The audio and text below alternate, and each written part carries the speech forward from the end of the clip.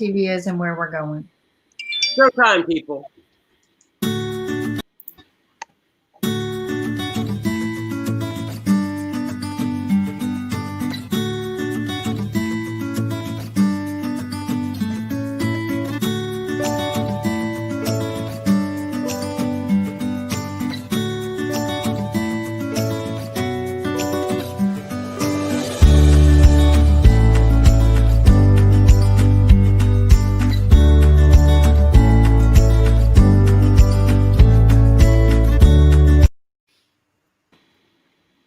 Hi friends, good evening, and this is your host Ankit Khandelwal joining you from Delhi, India, and we have Kimberly Calhoun joining us from Delhi, North Carolina, and we have Nick Palaveda joining us from Delhi, North Carolina. Good morning to the world and welcome to IBM TV Podcaster Thursday, and we have a great lineup of podcasters around the world to talk about different topics during the COVID era, what we are facing right now.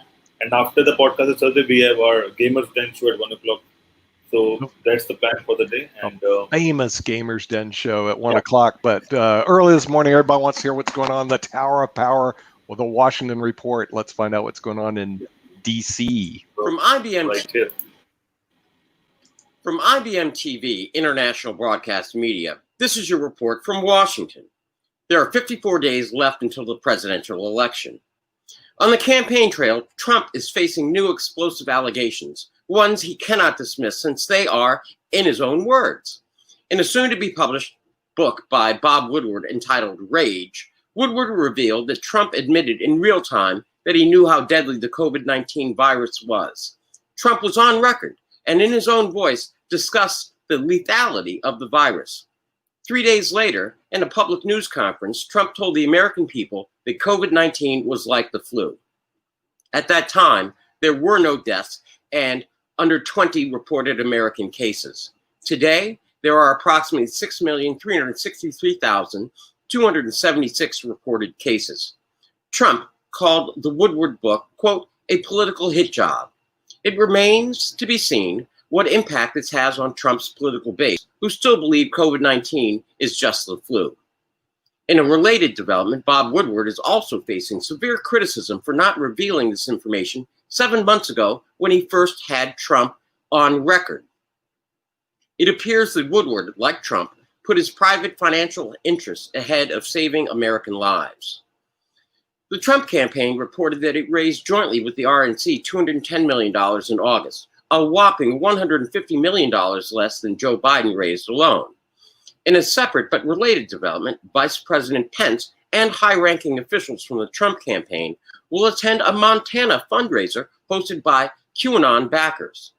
QAnon, as we know, is the controversial right-wing conspiracy movement that believes Trump is the Messiah. Next, the Republican Senate is expected to vote on a COVID-19 relief bill, which would normally be a positive development, except in today's political environment. In a completely puzzling move, the Republican Senate, in a demonstration of regressive bargaining, will not vote on a $1.3 trillion package it had previously offered, but rather a mere $500 billion measure. This is $2.5 trillion less than what the Senate approved a few months ago when the full-fledged crisis was barely known. Biden was in Michigan yesterday highlighting his American Economic Recovery Plan. However, as Biden took center stage, he unleashed a withering attack on Trump in the wake of the tapes released by Bob Woodward. Biden, visibly angry and fired up, attacked Trump for lying, hiding, and covering up how deadly the virus was, as well as everything Trump did in the ensuing months to hinder a rapid national response to the pandemic. Biden declared it a dereliction of duty and Trump unfit for office. Awkwardly, both Biden and Trump will be in Shanksville, PA, tomorrow to commemorate the anniversary of 9/11. In other news, India announced a spike of 95,000 new COVID-19 cases. Also, in the wake of mounting tensions with China, India added 5 new French-made fighter jets to its arsenal. It is not clear where they will be deployed. Next, N95 medical mass production is in danger due to the shortage of, quote, melt-blown textile, which is a key ingredient in the manufacturing of the masks. It turns plastic into dense mesh, which makes N95 masks so effective. This resulted from the months-long delay the Trump administration took in signing the defense production contracts necessary to pay for the material. Trump, interestingly, was nominated for the Nobel Peace Prize by a right-wing Norwegian lawmaker. Unfortunately, the deadline passed on February 1st this year. Global stocks are mixed. London opened lower while Tokyo and Frankfurt advanced. Shanghai and Paris declined in overnight trading. Finally, the current COVID-19 death toll from Johns Hopkins University is over 190,873 American souls lost and 904,192 global souls lost with no end in sight. That is your report for this day, September 10th, 2020, from IBM TV, International Broadcast Media, smart television for a smarter global community, from dictatorships to democracies around the world. Good morning, good afternoon, good night. I'm Bill Trezevant. And he just saved me hours of having to listen to worthless television here. So I do appreciate Bill. Nick, I think Bill missed one news because I told you about that news, and I think Bill didn't cover it. He did cover it. The He said Prize. that the Nobel Prize expired in February, so so having it done is not. Well, let's see if I can find Bill. Let me give him a call right now. Just a minute. Hey, Bill, can you come on our show? I know you're in DC. You're busy. Just a minute. Wait, he's coming. Here we go. I think I got him. There he is. Oh, Okay, thanks, Bill. absolutely. There he is. All All right. right. Just beamed in from Washington, D.C. We have Bill Trezevant, and he was discussing the situation in India. It reminds me about Jim Eade, who discusses eating Indian food in London. So the thing is, I guess you can discuss what goes on in India, even though Ankit lives in New Delhi. So Right. I guess that all works out. So you see how it works here in America, Ankit. We discuss what goes on in India, and we decide to eat good Indian food in London. There's only one person in the world I know who would go to London to eat Indian. There he is. It's Jim Eade. For those who've heard this guy before, he goes to London to eat Indian food. That's not the only reason. Well, I go to Sanford, North Carolina, but that's me. And from Hong Kong, we have Rakesh coming in from Hong Kong. They have good Chinese food. I heard they're in Hong Kong, right, Rakesh? Well, Jim is thinking about going to London for Chinese food. As well as Outback and Burger King. Isn't that right, Rakesh? Yes. Okay, just a second. Wait, we have a podcaster who's just arrived. This guy is an official podcaster. I see him on our show. Let's bring him in. There he is. It's Brandon. This guy is a real live podcaster. Look at the mic. Look at the mic. Look at the mic. Okay, see, we are not podcasters. I don't have a mic. Kim doesn't have a mic. Ankit doesn't. Neither does Bill. Neither does Jim. Neither Keith. The dude who shows up with the mic is the podcaster. Rakesh has my mic. one. Where's Rakesh has one. Rakesh has one, yeah. I don't see his mic. Where you hide it? Let's take a look. Oh, Whoa, baby! Ha ha! it picks him up from the other Look room. at that, Brandon. What do they call it? Podcast envy. There we go. Look at Testing. that. Wow. There we go. I don't think Look that at works. So a real live podcaster has arrived on Podcast Thursday. We always like it when we have a real live podcaster because on Startup Wednesday, how many startups showed up? They never show up. Round number. They're too busy. They're too busy with starting up. Yeah, they were too busy starting up. They never really did start up. So tell us, Brandon, what's going on in podcast world now? You swim in it? Well, it's a lot of things, actually. It's super interesting to see what's happening in the space of just digital content creation because so many of us have had our digital media world just upended, with the pandemic, and we can't create content like we used to. So everybody's turning to live streaming. It's so funny. IBM TV was ahead of the curve, but everybody's going in for the live stream. It's really fun to watch. Really fun to see everybody.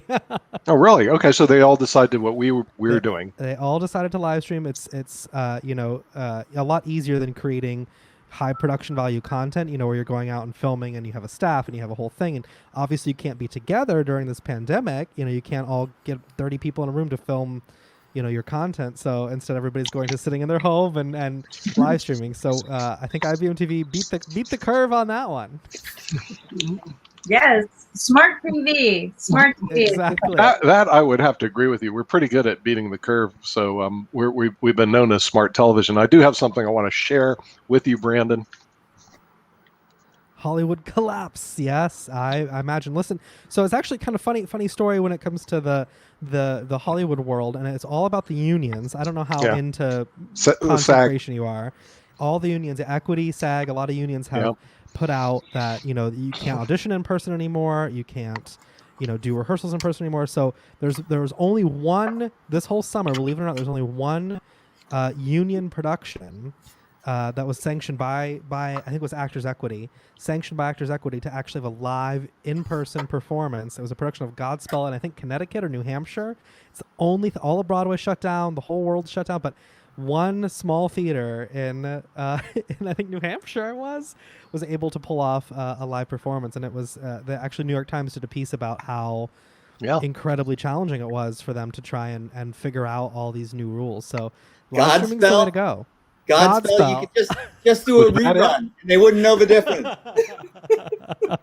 It was great. You should look up some of the clips of it. They had all the performers were in like glass boxes, and they had none of them had any contact. Which, if you've seen Godspell, it's a very huggy, touchy show. So they were all like these kind of glass or plexiglass boxes, and they'd put on masks at certain points and come out of the boxes, and none of them could touch the same props.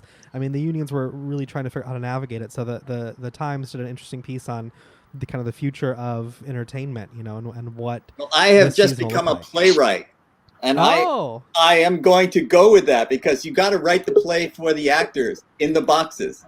Yes, exactly. You got to do. You see, like I don't know if you remember in like 2003 or 4. I'm on a total tangent now. Hank Green, who does media, has a couple big media productions online. He is the company. He founded the company that hosts VidCon. If you've ever heard of VidCon for the streamers and for the Twitchers and the TikTokers and YouTubers, so a lot of big media production.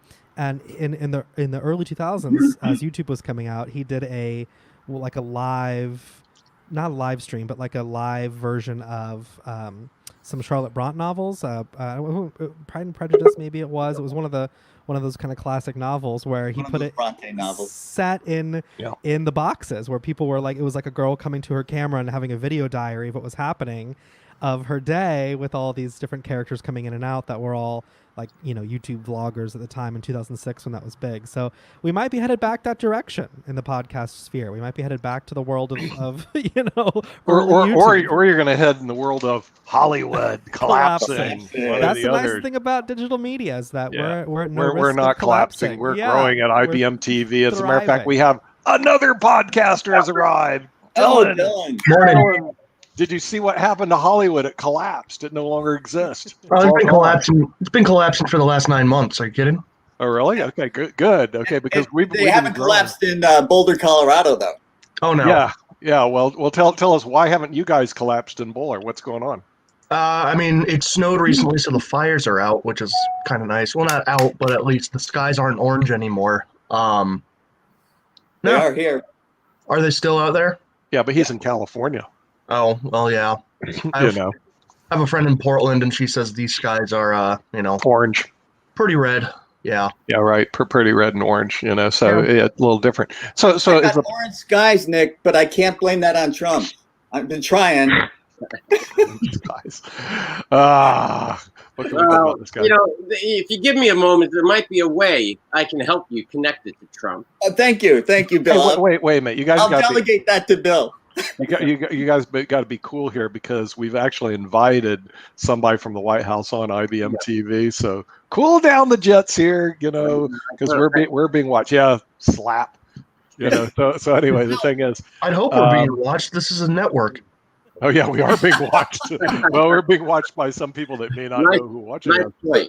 Yeah. So Nick, is that why after Bill's report we segued to podcast Thursday without talking about quickly? Well, listen. Bill is running American Politics for those guys who want a political show on Sunday at 7 o'clock. Runs against CBS's whatever they do 60 Minutes, which is just reruns. And I'm looking forward to watching his show because other than a rerun on So 60 all Minutes. the notes I took from Bill's, Yeah. that I have to wait till Sunday to ask these questions? Yeah, I'm afraid so. That's assuming that he'll let you on his show, but that's his decision, not A mine. great show, by the way, Bill. I have to say, your show has been super informational, informative, and very interesting to see. Yeah. The way you talk about things, the way you present things, it's been very, very fun to watch. Very good to watch. Thank you. I appreciate it. Yeah, and he's got another one coming up, American Politics. He's been doing the Washington Reports. American Politics is coming up. I'm putting a plug Sunday. I think the Sunday is your debut of American Politics, right? And then, so who do we got on Sunday on American Politics? Well, we have a very special guest, and I guess people will have to tune in. Good job. I don't believe these people. Marketing 101. Look at you go. Okay. Well, I will add seasoning to this a little bit. Let's just say it's a power hitter. It was a surprise to me. So kudos to Bill. You will not be disappointed. It is definitely a great guest to definitely look forward to. Former presidential candidate. That's all I know. Yeah, we won't say anything else. Not that I want to bait anybody, but if you want to listen to a former presidential candidate, you go there. But if you want to listen to podcasters, you're at Podcast Thursday on IBM TV. And guess what? We got another podcaster, a real live podcaster. Hello. Has arrived. Now we got 3 podcasters. The panel is almost outnumbered here at this point in time. Can I ask Bill one of my questions? Wait, you're that belongs on American Politics. I know the wrong show. What I want to say is that we need to teach the startups what the podcasters have, and that's how to show up. The podcasters all show up. The startups don't show up. This is a lesson, guys. This is how you get distributed. This is how you get known, as you show up. You know what? Podcasters have to start up too. Well, they are. And we got another, but a not podcaster. It's Alexander Starr, but he runs his own show. Hello. Investing with Sasha. Good morning. On the IBM TV network, where all the good people hang out, rather than, I don't even know where podcasters hang out. I hear this thing called Anchor or something like that. Anchor, Spotify, Anchor. Spotify. What's this all about? Should I look at that someday? Or you don't have Spotify? I don't even know what it is. Oh my gosh! He didn't know who Stevie Wonder was. Stevie who? He didn't know who. He's a chairman of board of what company? He didn't know who Frank Zappa was. I think he's eating the yellow snow. It's Frank Zappa. He's the chairman of the board of NCR. No, that's CCR. CCR. Okay. See, I don't know. I don't know these guys. Okay, because if they're not famous chess players like Jim, or they're not heavily involved as a CEO of major companies, I don't follow them. So they don't seem to ring a bell to me. But if they're important to you, I'm just wondering, what is the major company that they run, so I can be interested in this Stevie Nicks person, whoever he is. Stevie Nicks is a woman. Okay, so see, women don't get these top positions, Jim. Okay, so the thing is, but some of them do. So is she the head of, Cisco Systems, or what is this? I think she's the head of the Feel Good Hour. You just put put on the music and just relax. Okay, all right. It's a McDonald's subsidiary. A McDonald's subsidiary. Okay, right. Yeah. I'm familiar with the McDonald Corporation. Yes. A Fleetwood Big Mac. Right. Yeah. Right. Yeah. They're out of Illinois. Right. I do know who you know who Alexander May is, right? Yes. Oh, yeah. She's on IBM TV. I watch IBM TV, so I know Alexander May. I watch the people on IBM TV, but I don't watch these other shows. And you know who Zach is? The other Zach? Zach? Yes, right. He's on IBM TV too. He does the funk deal.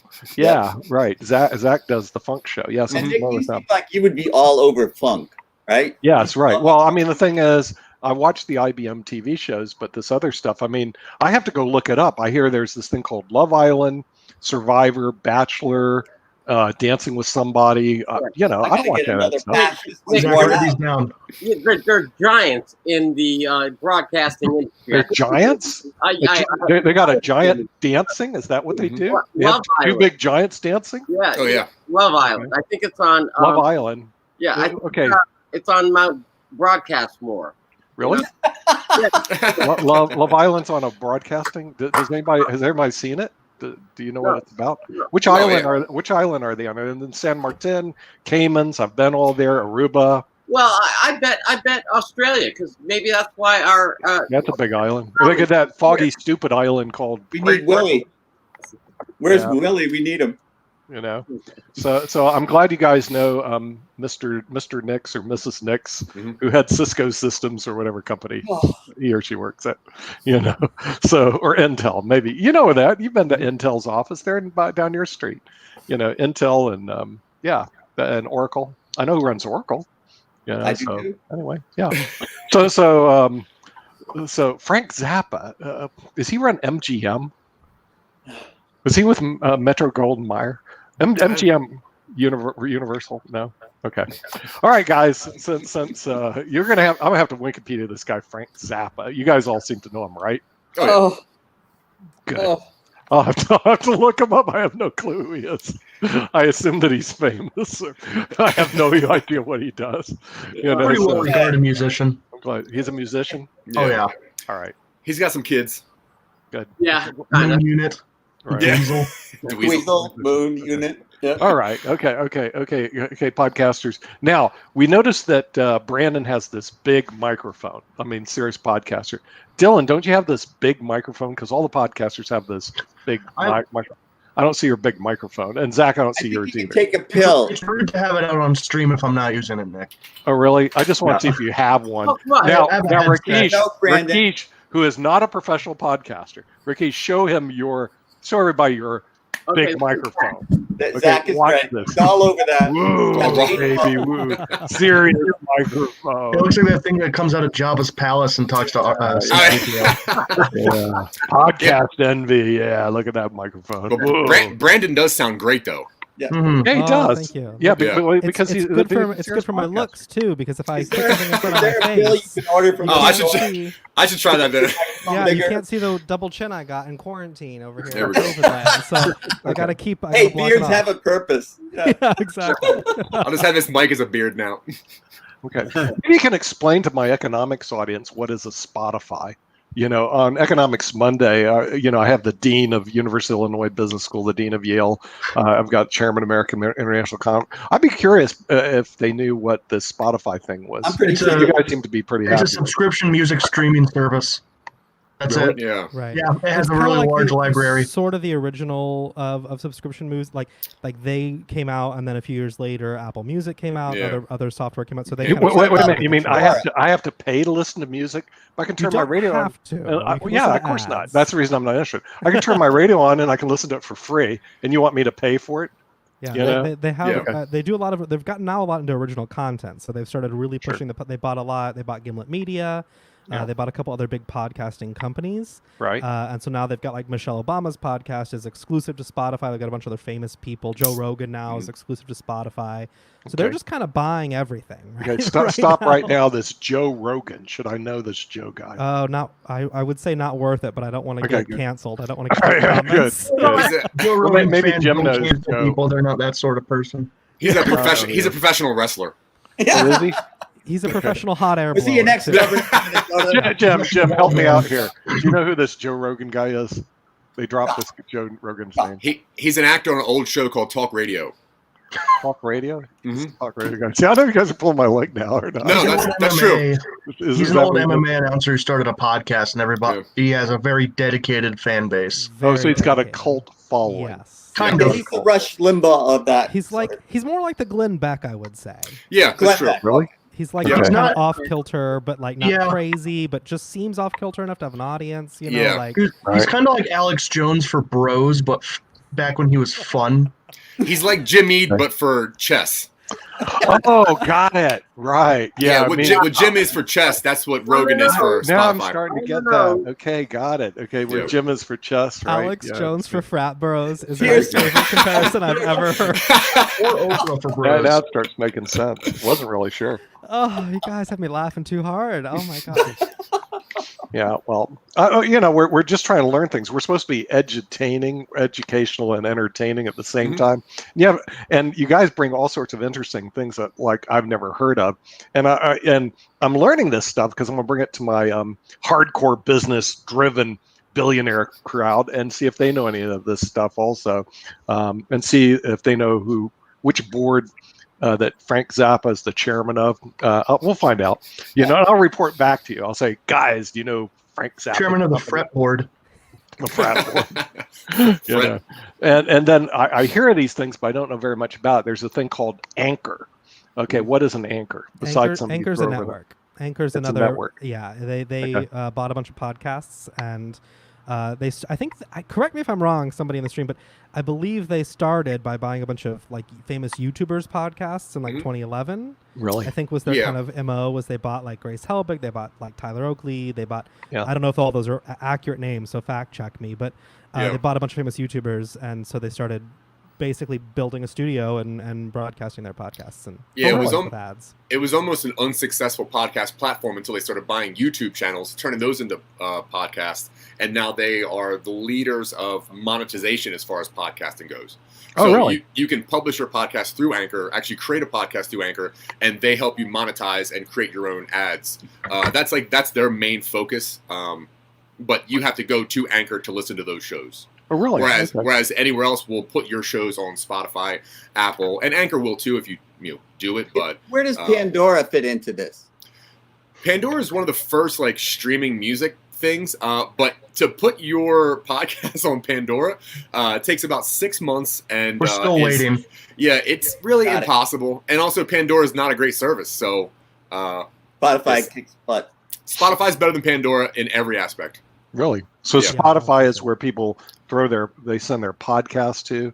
Spotify, Apple Podcasts, Stitcher's another kind of big one, but Spotify is the one that everyone uses for the most part. Now, is Apple Podcast owned by Apple Corporation? Is that the deal? Yeah. Okay, because they're in a big fight with Fortnite right now. Epic Games over Fortnite. Yeah. Hit the front page of the Wall Street Journal. So then all of a sudden, whoa, we're interested. And Epic Games talk about that on Gamers after this show. Oh, we're going to talk about Fortnite's battle with. He's a big Fortnite guy, and he's all over that. Epic Games, yeah. Because I was going to try to get Sweeney on. You guys all know who Sweeney is, right? No, right? No, the chairman and founder of Epic Games, a $17.6 billion company. What does he play guitar? I don't know if he plays guitar or not. No, Dylan's the game guy. He's the chairman of a $17.6 billion company, founder of a company called Epic Games, which owns Fortnite.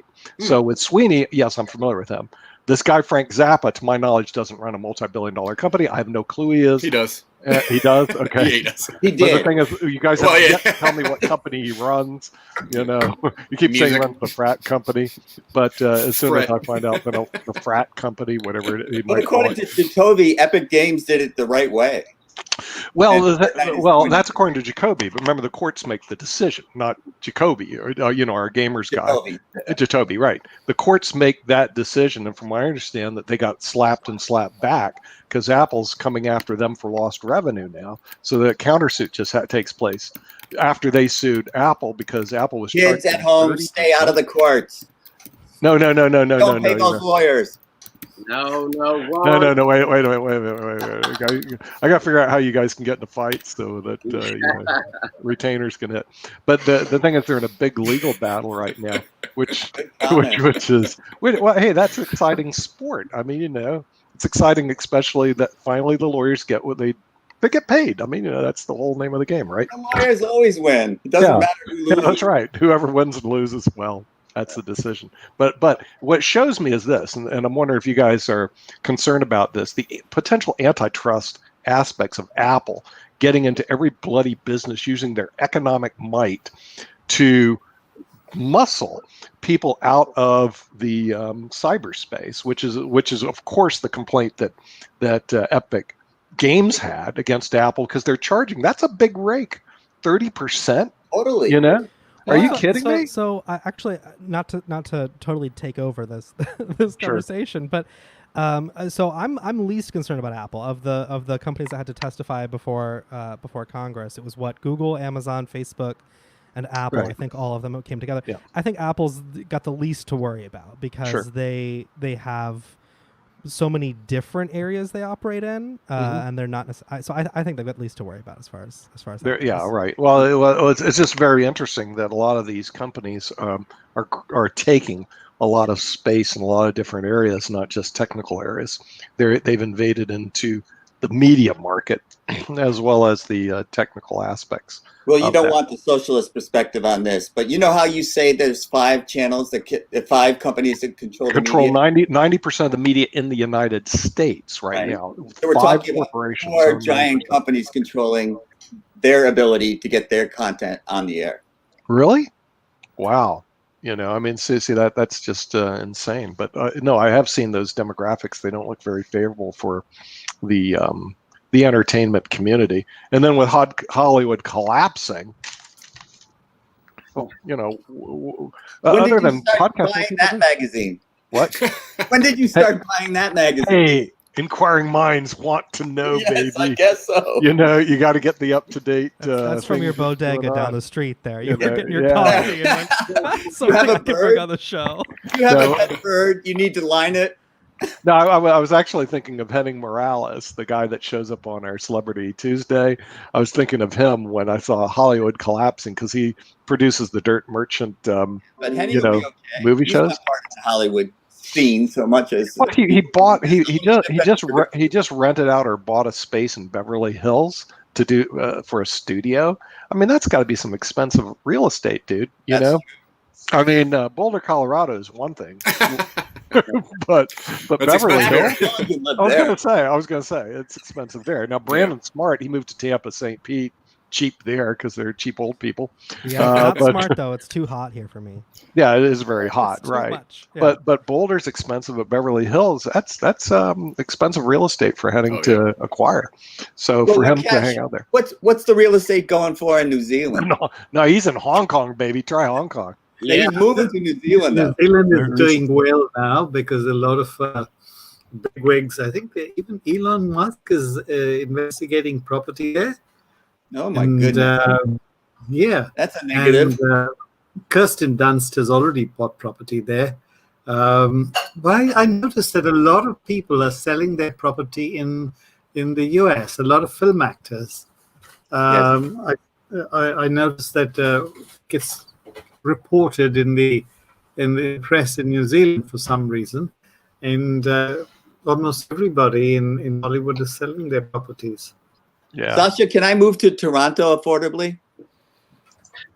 Not the best place as affordability is concerned. Also, Vancouver probably is the least affordable city in Canada. Yeah.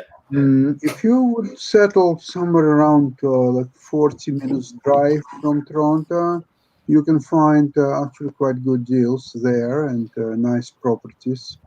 Yeah, but let's ask him a more important, because this guy's a hardcore business guy who trades stocks. Name the company Frank Zappa, because they keep throwing that name around. The Frank Zappa heads. Frank Zappa. Are you looking from music business angle or from investment angle? I have no clue who the Just, guy is. Who's this guy? These guys are real thrilled with this Frank Zappa dude. Frank Zappa, in my mind, it was a famous rock musician, rock band, actually associated with that name. From business perspective, I have difficulties to figure out really what it is. Yes, there we go. Okay, So, name the company that this guy Stevie Nicks heads up. Stevie Nicks. What This company guy, does he head up? Stevie Nicks, come on, Nick. Stevie Nicks. Okay, I think he's associated with the company. See, if you know what company Stevie Nicks is, no one knows. Hey, listen, somebody needs to come in, so I'm going to take over, Jim. Okay, So I got to go Stevie from there. Nicks? What is that? I have Nicks. no clue. What I company? was the lead singer for Fleetwood Mac, a great band. Oh And yeah. he was Fleetwood Mac, he of was course. a doll. So when she would spin around during her song, everybody in the audience would go, "Oh, Stevie Nicks!" Queen of So rock and roll. Yep. You know, I was very disappointed actually a few days ago. I was driving to a cottage and I decided to listen to some music. So I found on YouTube. So the easiest thing to find is Beatles. Okay. So why not to listen to Beatles music? When I was a kid, I loved Beatles music. And, who didn't? I still do. But what a disappointed was that I did it through my smartphone, Apple 11. So I dialed YouTube. And there are commercials, and if you don't turn them on, you don't listen to Beatles music. You're listening to commercials by Apple, and it just endless. So if you wanna, and because you're driving, you're involved. You can stop this bloody commercials and listen to the music. So you listen to commercials until somewhere stop. But I was on a highway, so there are no stops. So I listened to commercials for about 45 minutes. Oh no! What a murder! well, Zach, Dylan, Brandon, what can he do besides the radio? Can he listen to music? Spotify. Oh, he could just go turn the dial to Spotify, but then he can't hear the Beatles. Yeah, Beatles are on Spotify. Yeah, why not? Okay. Yeah, like almost every band ever is on Spotify. Every podcast is on Spotify. Can I dial in just the Beatles on Spotify? Yeah, you can search. You can search Beatles. You can see all their album lists. There's a free version of Spotify. There's also a premium version, which will get you a lot more stuff and family, shareability. But everything is on Spotify, like by the album. So you can actually go to all of their albums individually, listen to a full album. You can put every song you like on one list and then only listen to the songs you like. Yeah, make your own playlist. Yeah, Spotify is pretty great for that stuff. And no advertising, no commercials. Well, there's a free version which will have some commercials. It'll have less than what YouTube is going to carry, but the version that you can pay for, which I think also can come with Hulu. I think it's it's like $7 a month, but ad free and everything, every music, almost ever.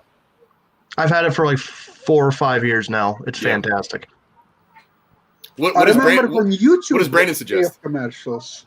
A few years ago, YouTube was free of commercials. You can listen almost to any music on YouTube, but not anymore. Now, these commercials are killing. And well, Ben Coates. What to do. Hello, Ben. What do you listen to, and how do you listen to it? Okay, I listen to a lot of podcasts myself. I've got all sorts on there. I like my cricket, so I've got the cricket ones. I've got a lot of business ones, a few comedy ones. The biggest one I listen to is Paul McKenna's Positivity Podcast, because as we said yesterday, the key is what you put into your head is what you get out. So I like listening to Paul McKenna. And then, I say a few comedy ones just to cheer myself up when you're going along for a walk with the dog. It's good to put things in your head. So, my podcasting, always happy to listen to new ones. Always happy to have a look at different things. I listen to my own, of course, just to make sure that what I said was correct. Yeah. And how many times do you listen to yourself? 82 times. That's why I've got all the downloads. I've got different devices, No, I'm joking. Only the one. Do you listen to Spotify? No, I'm on the streaming side. I'm an Amazon Prime guy, but I won't pay for the unlimited music. I use Prime Music because I do a lot of music quizzes. During lockdown, I've done a lot of music quizzes for a lot of the groups I'm in, but I've managed to get away just using Amazon Prime, which I've got the sticks and the sticks nowadays. It's on the telly anyway. So no, I'm not a Spotify guy. The podcasts are on Apple. I love Apple. Everything of mine is Apple. I think is that. But I on the streaming side, I do use Prime. But you can do. I mean, there's that many these days. You could be spending $200 or $300 or $200 or $300 a month just listening to different things. I think you have to pick and choose, don't you? Yeah, you got to kind of find one and stick to it, I think, for sure. I'm surprised, I have to say, I don't know how y'all feel about it, but I'm surprised that Apple, if you're starting out as a podcaster, you're told, oh, that's the king, podcasting. You want to put it on Apple Podcasts. You want to make it available on Apple Podcasts. You want to get 5-star reviews. You want to get new and noteworthy. Mm-hmm. You see all these things. But what's so strange to me is that Apple, I feel like, never really capitalized on that market. They never did anything. They just kind of had podcasts as well on iTunes. So that's, I think, where Spotify found its market to kind of come in and go, Yeah, okay, you got podcasts and music, but like so do we, and we can capitalize on that and buy up some podcasts and have exclusive material. So, I've never used the Amazon Prime, the Amazon Music, but I know Spotify and Apple are strangely not as big of competitors as you would think they would be. Yeah, I agree. I mean, considering that iTunes was pretty much the first company to really do podcasts, they had them first. Yep. So it is odd that they didn't try to monetize on that. And you're right, Brandon. Like everywhere you go, it's like Apple, put it on iTunes, get more reviews, get 5-star reviews. But they don't really do anything for the podcasting world that I've noticed. And Amazon is one of the newer ones where you can start uploading your podcast to Amazon. And that seems kind of difficult too, like Pandora. But I use Apple for is I can get courses from like Stanford professors, and I can listen to them. And so, I find that fascinating, and it's just another thing that we can do. But I wanted to ask you guys a question about Anchor. So they can help you get started with your podcast, and then you can publish it through Anchor. But can you also publish to Spotify, even though you developed it on Anchor? Yeah, Anchor will give you an RSS feed that you can upload to every service that does streaming podcasts. But Anchor itself is something you would go to Anchor to listen to Anchor-only podcasts. But you can choose to stream elsewhere also. Right. Well, why would Anchor allow you to do that, to put it on Spotify? Where's their they want you to get listeners, right? Like that's their goal. So most podcasters will pick a third-party app, which most people have never heard of, a Burberry, a Libsyn, or something like some sort of third-party app to actually upload their podcasts and keep track of their stats. Mm-hmm. And then they'll just share that RSS feed with Anchor, Spotify, iTunes, everywhere else to distribute it. Mm-hmm. And Anchor's kind of weird because they do, like you said, Zach, they do both. They kind of, you can upload there and kind of have that be the hub of your podcasts. Yeah. Or you can just share your podcast on their network as well. Yeah. So we. Sorry, okay. Zach, you good self, sir. No, go ahead. I think the key to Anchor is Spotify, isn't it? If they can get more subscriptions through Spotify, because as soon as you upload on Anchor, it's on Spotify, like instantly. Whereas when you first go out, it takes about 10 days to get up to Apple, and sometimes you have to go to Apple to find your own podcast to tell Anchor it's on there. So I think the key is Spotify subscriptions. But just going back to what Zach said about Apple.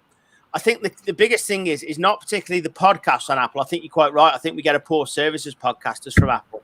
But I think it's the fact that everybody realistically, a majority have an Apple phone. No matter what people think, nobody's going to break that market. There's more Apple phones out there than all the rest put together. So if you're not on iTunes, you're not going to get the listens that other people do. So it's kind of Apple's attitude. And it may change next week because it's the big event next week. But Apple's attitude seems to be, you need us rather than we need you, which is totally the flip side to everybody else, I think, Zach. Yeah, I agree. I think it's super interesting that podcasting is one of the few kinds of digital content that it's not platform-based. Like if you're a content creator, you're a YouTuber, and that is your primary platform. You're a TikToker, that is your primary platform. You're back in the days of Viners, when we had Vine. But like podcasting is something where the goal is you upload it on a third-party server, and it's available on a million platforms, and that all of that helps your ratings and your views in the same place anyway. Yeah. Rakesh, have you ever thought about doing a podcast about some of the science teaching that you want to do? Yes, in fact, that's the reason why I'm on today, because and it's quite interesting to understand who are the big players. It's quite fascinating. Thank you so much, gentlemen. I'm really learning a lot here. That's why you find me shutting up and listening. I think the key is, Rakesh, is just give it a go. You can only get better. You've got to start somewhere. And if you upload it or not is up to you. Obviously, you know the content you want to put out and the quality you want to put out. But you can give it a go privately and with friends. You don't have to be on a platform to give that a go. And just take your time. Too many don't give it a go and they never know. I mean, Brandon, Dylan, and Zach, where did you start? Just talking, I guess. Yeah, it was. Well, for me, I'm not trying to cut anybody off, but Dylan and I started just kind of chatting, and then we wanted to make a podcast. We looked at the easiest platform, which at first was Buzzsprout, just to get an idea of how the business works, and that taught us a lot about how to redistribute to all the RS feeds, how to start looking at analytics. Buzzsprout itself is for beginners. It is designed to help you start. After about 6 months of us using Buzzsprout, we actually transferred all of our stuff over to Transistor because we just had a lot of podcasts, and Buzzsprout only lets you have one at a time if you pay for them, whereas other platforms will give you multiple shows. So we found that Transistor was best for us, but from Transistor, from Buzzsprout, we learned everything we had to learn to be able to put all of our stuff everywhere and to market it properly. So, we started with something very stupid, which was just a conversation, putting on Buzzsprout, and then learning, and then evolving, and then Silicon Angels is perfect. So yeah, we had a few false starts. We started off recording a few like movie discussion stuff with some friends, and that hasn't seen the light of day because we were still kind of learning how to direct the flow of conversation, because your considerations for recording and putting up audio are going to be a little different than visual, because people aren't going to have visual cues as to who is speaking. Yeah. If you have multiple people, it's really nice to have a system where it's like how we kind of do our video discussion stuff. If you have a point to bring up, raise your hand, and then if someone has their finger up, raise a second one, and then whoever is kind of the director for that episode will kind of like cue people in so there's not much overlap, because audio overlap can really reduce the quality of someone's experience. I agree. And one of the big problems that we've had and also seen with other podcasters is right around episode 4 or 5 of whatever show you're doing, it seems like a lot of people don't have the numbers that they were expecting, so they tend to drop off. I see a lot of podcasts that end around episode 5 or up to 7 maybe. And my suggestion would be to just continue and continue and continue, and just keep, if you're into it, keep doing it, because at like episode 5 or 6 of our first show, we didn't have the listenership that we thought we would have by then. So we got really frustrated and was like, maybe we shouldn't do this. Maybe we should try a different route. But we decided to continue, and it turned out that we got a really good fan base just by continuing and by being consistent. So if you are going to do it, which I suggest, you have a great voice and a great topic, just keep going. Just once you start, just continue and be consistent. I mean, I'm up to episode 42, Jim, and I haven't got a clue what I'm doing still. So, But what I'm hearing from you guys, and tell me if I'm wrong, is that Rakesh should start with Anchor.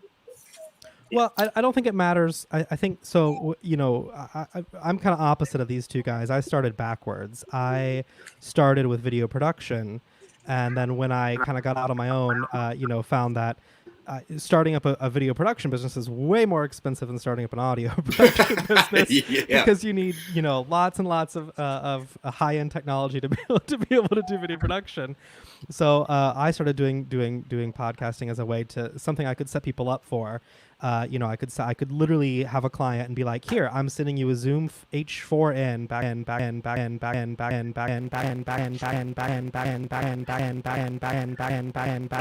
That's clever. I don't know how he's doing it. That was brilliant. How'd you do that? We don't need to know. Trade secret. So, one question I had. Can you hear me?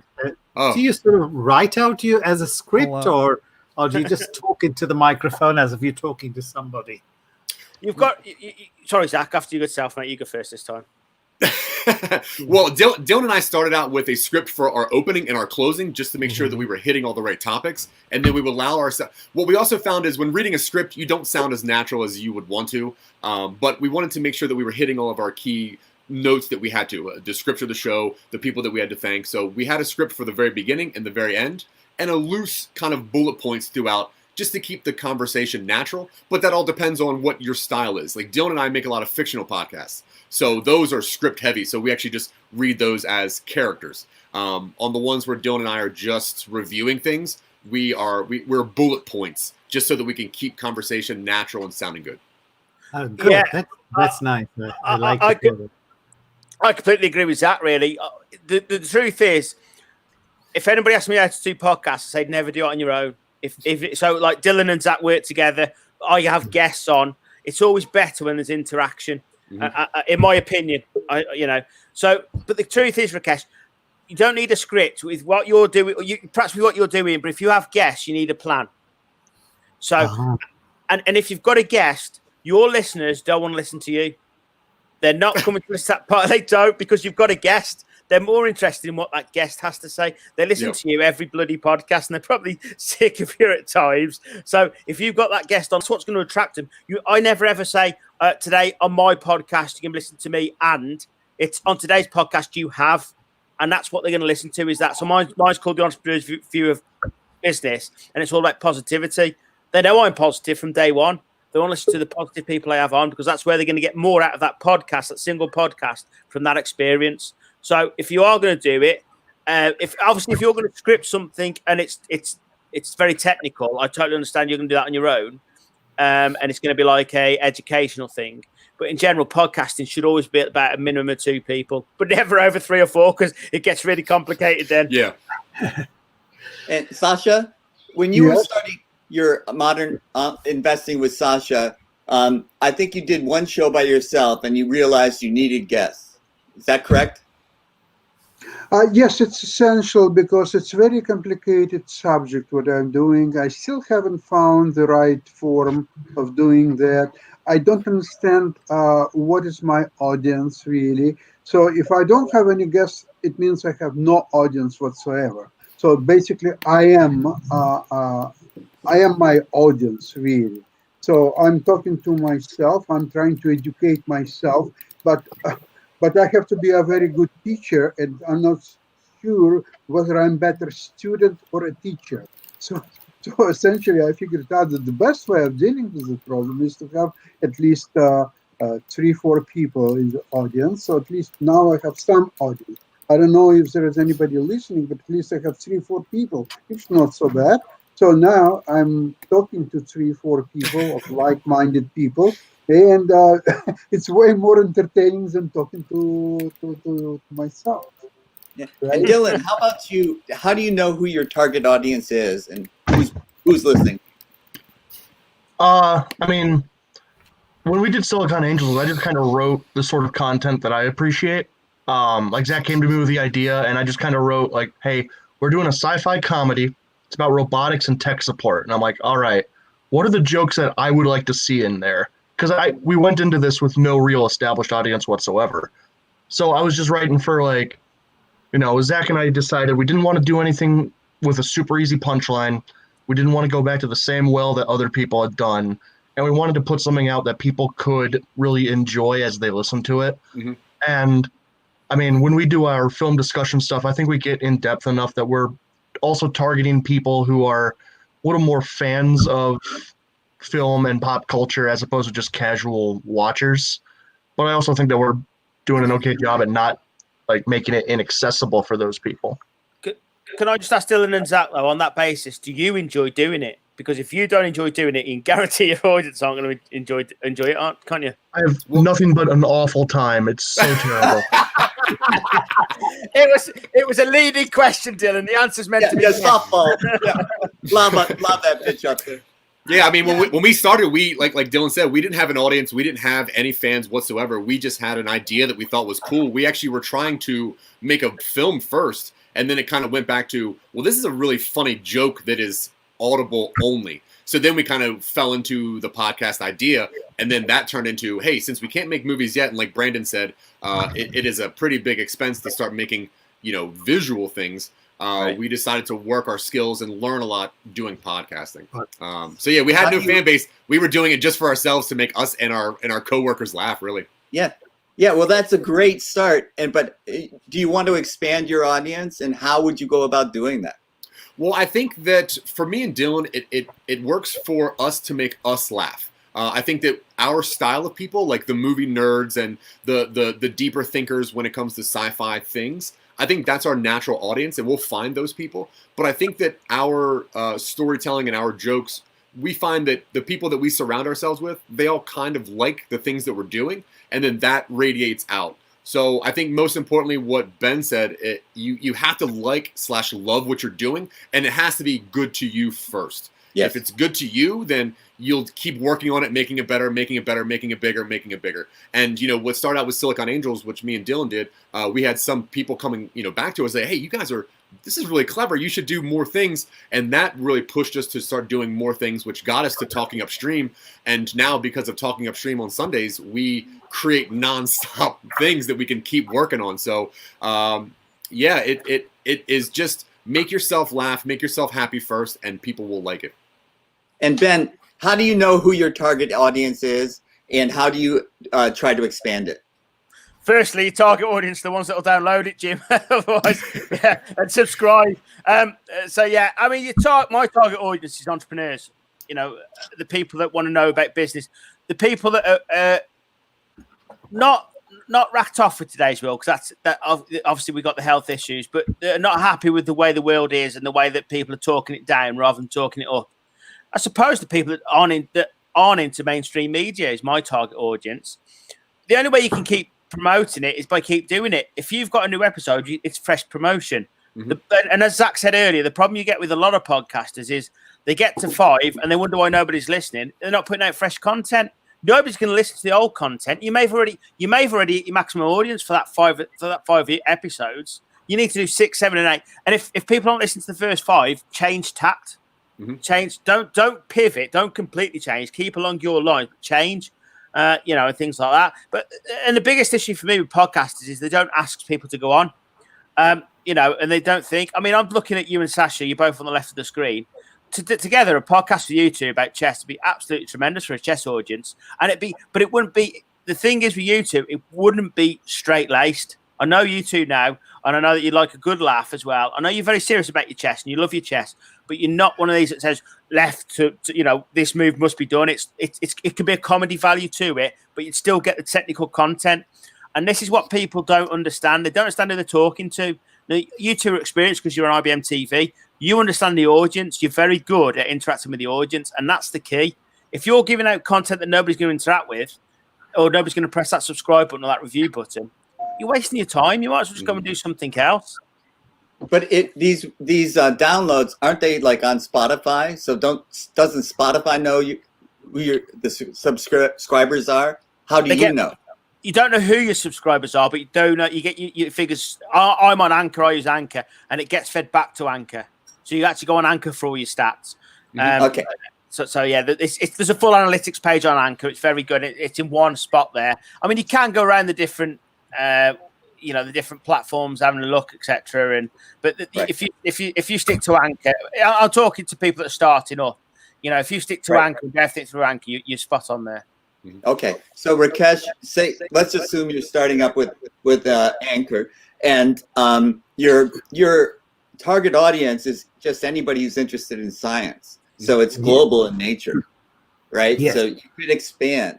So, and you want to do it so that you're entertaining yourself, from what I'm hearing, so that you're enjoying yourself. And Anchor will help you do the technical part of it. And so now you have a podcast, a podcast about a subject that you love, you have passion about, and you're enjoying producing it. And so now you put it on Spotify to get it distributed. And then you go to Anchor and you see, is anyone listening? Am I telling them the right things, guys?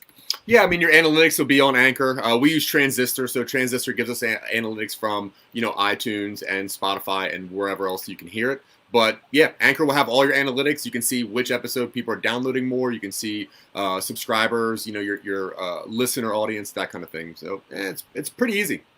And so Rakesh gets to the level he's got 100 subscribers, and they're downloading episodes 3 through 5, quite a bit. Not so much 2, not so much 6.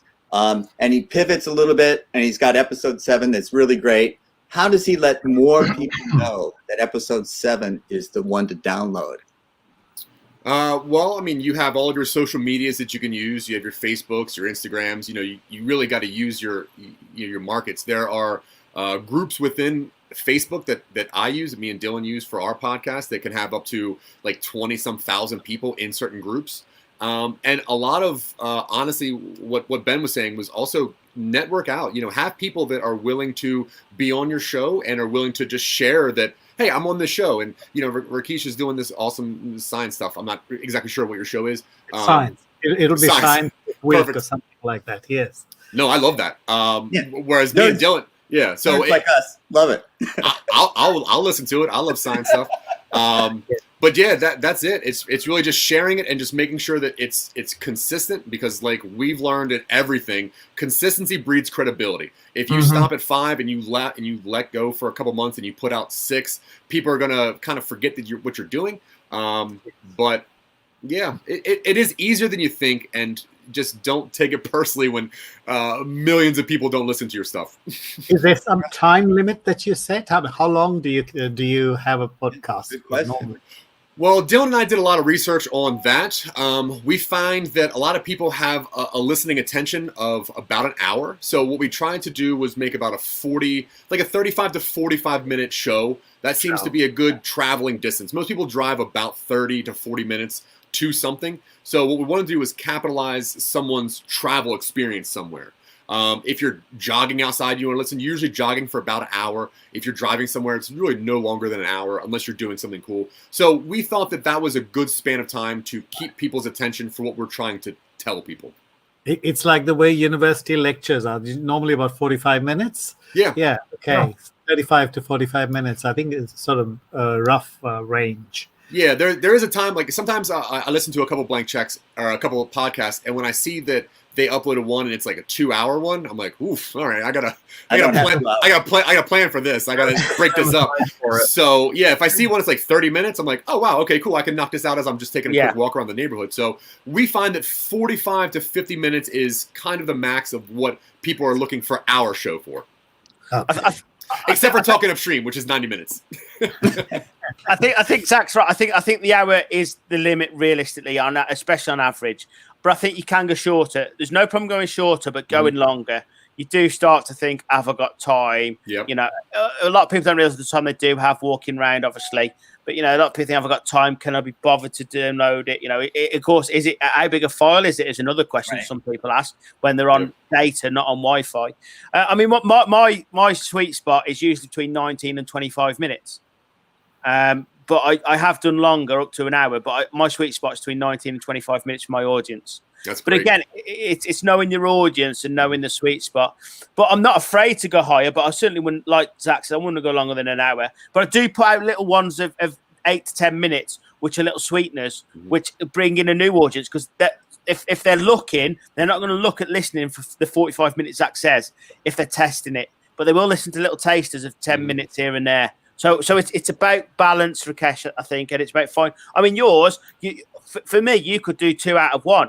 So you could do the taster on a Wednesday, and these don't have to be exact days. On a Wednesday, you can put out, come in this week, we're going to be talking about the science of, and then doing a little clip out of that, and then doing the up to the hour long show on a Saturday. But you must, if you do that, you must all weekly. But you must be consistent. The key to this is be consistent. If you're going to put out one a week, do one a week. If you're going to put out one every fortnight, do one a fortnight. Doesn't matter how often you do it. Obviously, once you start getting over 2 and 3 weeks, people do switch off. But if you can do it daily, you must do it daily. Don't be inconsistent in that respect.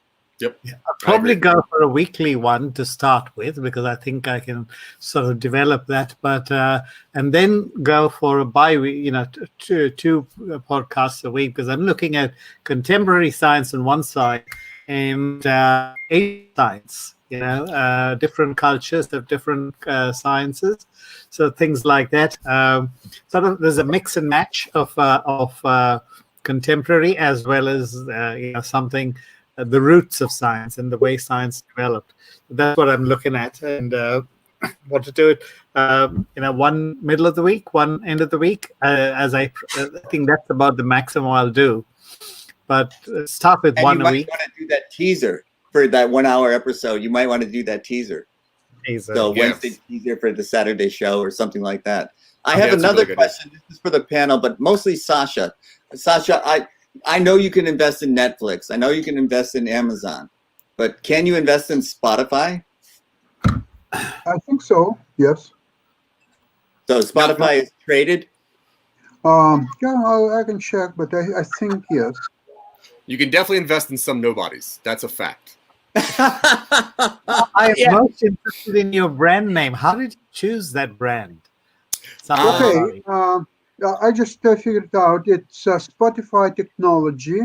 The symbol is SPOT, and it's trading at $251 a share. Wow. Which is Nice. up 2.5% today as we speak.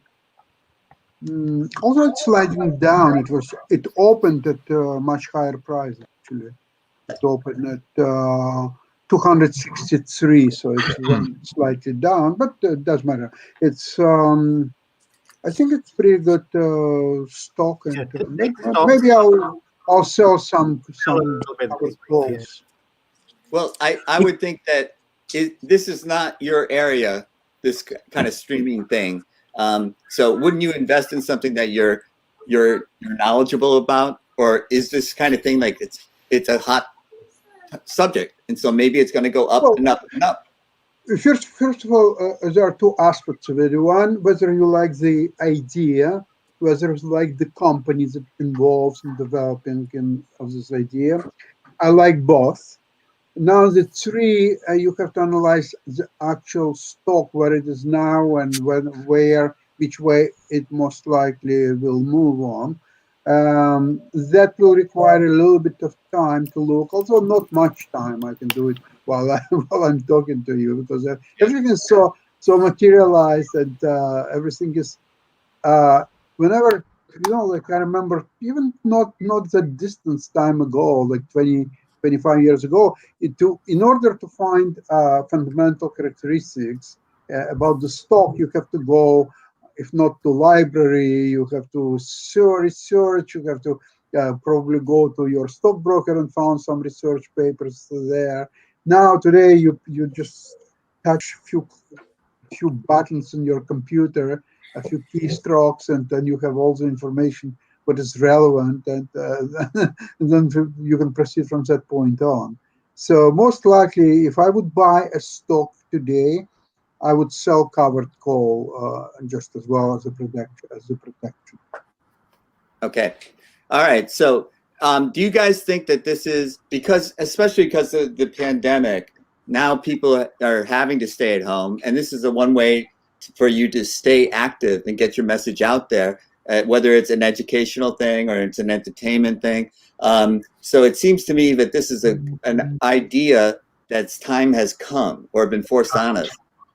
Is that your sense, Dylan? There's definitely a thirst for content, particularly with movie theaters not being up, TV not really being produced right now. And the barrier to entry into podcasting is actually pretty low. You need a microphone and you need a way to upload your stuff to an RSS feed.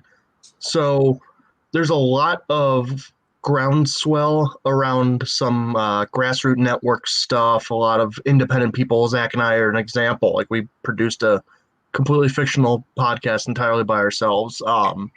So yeah, it does feel like this came around at kind of an opportune time for people who are looking to just need something to listen to, need some content to consume. There's a lot out there, which, Zach and I, we do a review show, but we specifically look for underperforming podcasts, and there's just a never-ending stream of stuff. That's a great idea. And how do you, if I just am new to the podcast genre, how do I find what I want? A lot of charts will have different sections, so you can go to the fictional one, you can go to the comedy chart, you can go to the, I don't know them specifically, but that sort of thing. Most of them have categories or at least tag words. So if you're looking for chess, you can go to a podcast search engine or Google and just go chess podcasts, and you will have more results than you would get through in the rest of your life. Got it. So if Rakesh was going to do his podcast, people would find him just by doing that. By Google science podcasts. And ideally, people are going to have a people are generally going to use whatever podcast platform they listen to. So I listen on Spotify and Stitcher. Those are the two big ones I listen to. And usually I will, if I'm looking for something new, I will go to those specific programs or platforms and use their search engines. Got it.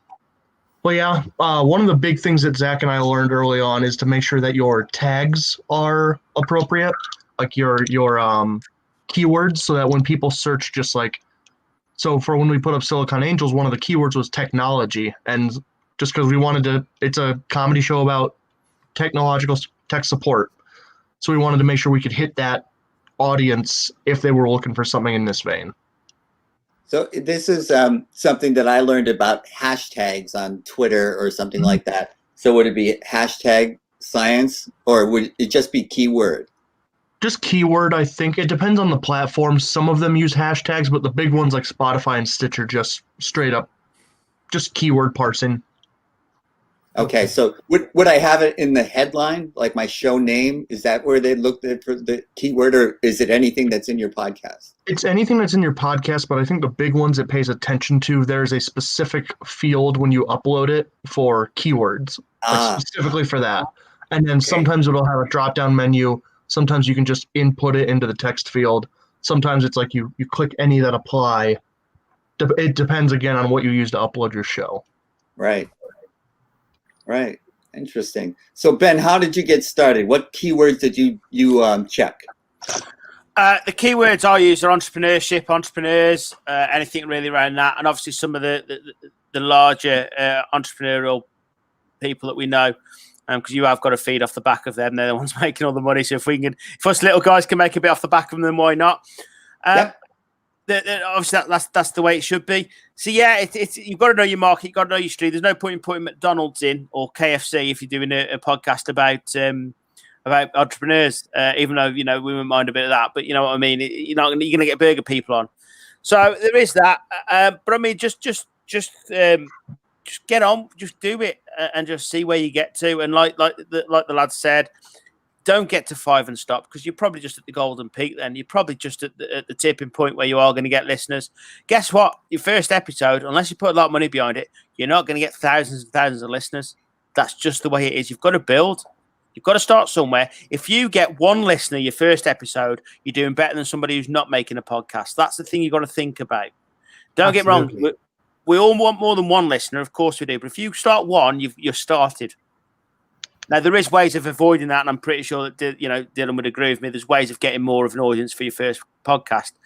But if you're getting 2 on your second one on your first, 2 on your second, I'll do it this way because it's easy maths, you see, Dylan. So, but if you do 1 on your first and 2 on your second, you're growing.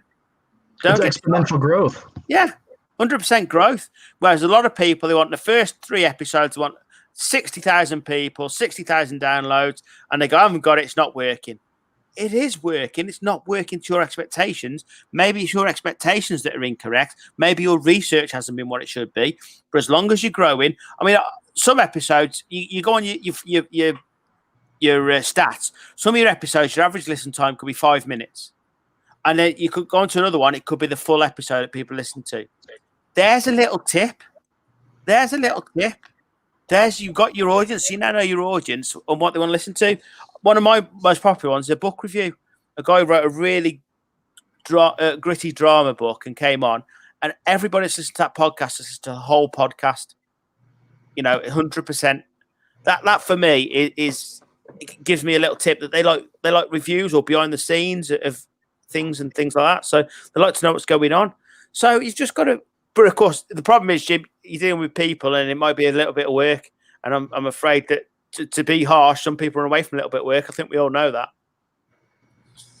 But now you would check, besides entrepreneurs, you would check reviews. Yes, you'd have a look. You'd make sure your reviews are good, obviously, because No, I mean, you would check as a keyword. Would you check book reviews or no? Oh, sorry, book reviews. I thought you meant reviews of the podcast. Sorry, Jim. Yes, of course. When you do your book review podcast, your keywords is again. I'm talking about laziness quite a bit here, but keywords are a process. They're something ongoing. If you're doing entrepreneurship and you're interviewing, so let's just pick somebody that owns. Let's pick Bill Gates, owns Microsoft. You put in your keywords Microsoft. The next week you interview Alan Sugar, who's Amstrad. You've got to go and update your keywords. You can't sit there, because you wouldn't have thought when you're interviewing Bill Gates, you don't think I must put Amstrad in. But you've got to go back. This is the problem: is that we've got to take it. If we take 100% responsibility, 100% of the time, and go back and do your own work and your own research, you'll get there. And you're only adding, you're only improving. But again, the key to it all is just starting. Once you start, you get into this, and you get around good people. It's like anything. You listen to the likes of Dylan and Zach. I've learned things today from Dylan and Zach because you listen to good people. I've learned from Brandon. We've all got microphone envy of Brandon. Absolutely. That's just the way it is on this channel. But if don't get envious, go and learn, go and see what he's got and how he's got to that standard. It's just the way it works. I'm talking to you, and I know that you're a master of your trade in chess. You and Sasha, you work hard at what you do.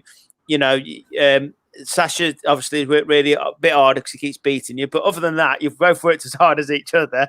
But your trade. You're an expert.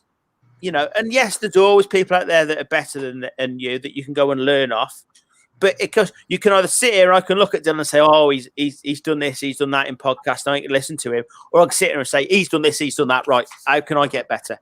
So you two with chess, you're educating others. Here he is, Microsoft Envy boy. That's ruined it all now, isn't it? Yeah. but right. Speaking of, no, but I hear what you're saying, and it's the learning and the aspect of it, and you mentioned laziness. And, as far as chess is concerned, I'm resting on my laurels. I'm not trying to get any better now. And Sasha's different. He keeps working at it. But, I think that this is a key thing, because this is persistence is what I'm hearing. You have to persist, and you have to be open to learning. You can't go in there with the idea that I know it all and I'm the best. I've got to be humble and persistent. Yeah. And that'll get me over the top, whatever the top is for me, and your expectations have to take a back seat. Go ahead, Dylan. Sorry. None of us are celebrities on like a large scale. Like when someone like Kristen Bell starts a podcast, she's going to immediately jump to like 15,000 a day because she has a built-in audience. If you don't have a built-in audience, you're not going to have that immediate success, which is why you have to build an audience in the first place. It's a misconception that you upload your first, Ben put it well. If you upload your first episode, I should be getting 60,000 people. Good luck. Doesn't work that way. Nah. So, Rakesh, I see you're taking notes. Yeah. But I think you have your subject matter is science, so it's endless. Yeah. So you don't have like 5 episodes. Yeah. Right? It is. I see an infinite, variety of things, because there are different headlines that hit every week, and some of them are really exciting. Like this week, I think the major thing that's on everybody's heads is the pause in the vaccine trials that are going on around the world. So that's exciting. It's something you can talk about easily for half an hour, and things like that. Every week there'll be something different, SpaceX or something else, and it's really exciting. Now is the time, as I move to New Zealand, is when I want to really drive traffic towards my website. So that's where I want to build an internet personality, and I think something like this would be really lovely. Thinking about whom I can get as guests on the show and all that kind of stuff. Yeah. You've got people here, Rakesh, that'll help you out. You've got an audience here that'll help you out. That's the podcast, and we all help each other out. If we can add anything value to. But guess what Apple started with? Guess what Apple started with? Selling one computer. Yes. That's all it took to get started. One computer. And Xerox, but that's okay. Well, there is things like that. We could go on a different tangent there, Dylan, but that's probably a podcast we need to do. Yeah. Bill Gates started with one Microsoft Windows. He started with DOS, but that's okay. Yeah. Well, yeah, all right. Well, sorry, Jim. When was that? When was that again, Jim? Sorry, I'm. You were just a young lad then. I could code in DOS. Yes, I'm a graybeard. But Rakesh, I think so not everybody's interested in all aspects of science. So you would be tailoring it to a certain, maybe a different audience Yeah, every different week. audiences, yes. Especially because they're different subjects. Some people are scared of math. Some people are fond of math. I'm expecting that. I've started teaching, started monetizing my second project.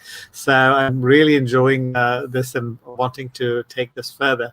And I think it will also help with the parents of the students who they know that you have a podcast and you're talking about things, you're contemporary. So this is one of the reasons why I wanted to listen to today's show. And today we had a good attendance of podcasters. So it was really lovely. Yeah. Well, Rakesh, also you mentioned this word website, and Dylan, is this something 5 minutes ago, like websites? Is this something that you would actually want to channel your audience to your website? Well, Zach and I focus on making sure people know we have a website, because that's kind of a hub where people can access everything we do, regardless of whether it's a podcast, if it's talking upstream, if it's the sample scripts I write every week, those are all uploaded there. So it serves as a really good centralized hub for people to come find your work. We make sure to plug the website at the end of everything we do. We're seeing a few hundred hits a month, so that's pretty good. And it lets you have a corner of the internet that is purely dedicated to what you want it to be. So we not only have that, we have everything up there uploaded in as backups, just in case. Like, we have links to it on different platforms, things like that. We have little info pages about who we're working with. It's a really good way to establish your brand and your identity. Yeah. I'd say don't neglect it. On my website, I always have links to the YouTube shows, and that sort of thing. And Brandon, do you have a website? Then that's where you're trying to drive the audience? Yeah, I mean, I for sure would agree with Dylan. It's a nice way to have a kind of hub of your brand and all the different things you do, because it's very easy in this space to get spread out, among YouTube and Spotify and different platforms, and creating across different platforms. So it's definitely a good thing to have a central place for that. And Ben, how about you? Do you do the same thing? I've got a podcasting page on my website, a pure page for the podcast. But what I do though, Jim, is I take advantage. If people are going there, they're interested in podcasting. So also see if they want to be guests, because that takes a little bit of work off us, and then you can take time and evaluate them. Because a lot of people, they put so much, they burn themselves out by trying to find the guests, whereas really we should be burning ourselves out talking and things like that. But, so when you get people to your podcast page, you go through everything on there. Firstly, your key is to get them to your podcast. So obviously have them links up first, but also invite them on your podcast, or invite them to apply to go on your podcast, because you don't want to just have anybody on. But that's what I do. So and sponsors, of course, and and things. So if you want to sponsor a podcast, that's on there as well, because you mustn't miss the money. That's what we're all there for at the end of the day. So what is, Dylan, you have to leave. Thank you. Go to our website. Go to our website. Nobody.com. Okay. All right. Bye. Got it. I don't even have to write that one down. Okay. Some nobodies is catchy. So I think this idea of sponsors, like, how do you attract sponsors? Is it the eyeballs that they're interested in? You can tell them I've got 10,000 subscribers. Is that how you attract a sponsor? You can play a bit of devil's advocate. If you get a guest, so if you get let's use IT. If you get an IT guest, you offer them the chance of sponsorship if they're an entrepreneur. So you say, look, would you like to sponsor your own podcast? We'll get some adverts out for your business. If not, you go to their competitors, and then you can go back to it. So you say to the competitors, look, I've got an IT podcast going out. Would you like to sponsor it? And then, of course, you can say, look, send over if you're interested, let me know. And then you go back to your podcaster and say, there's another IT company willing to sponsor this podcast. Back to you.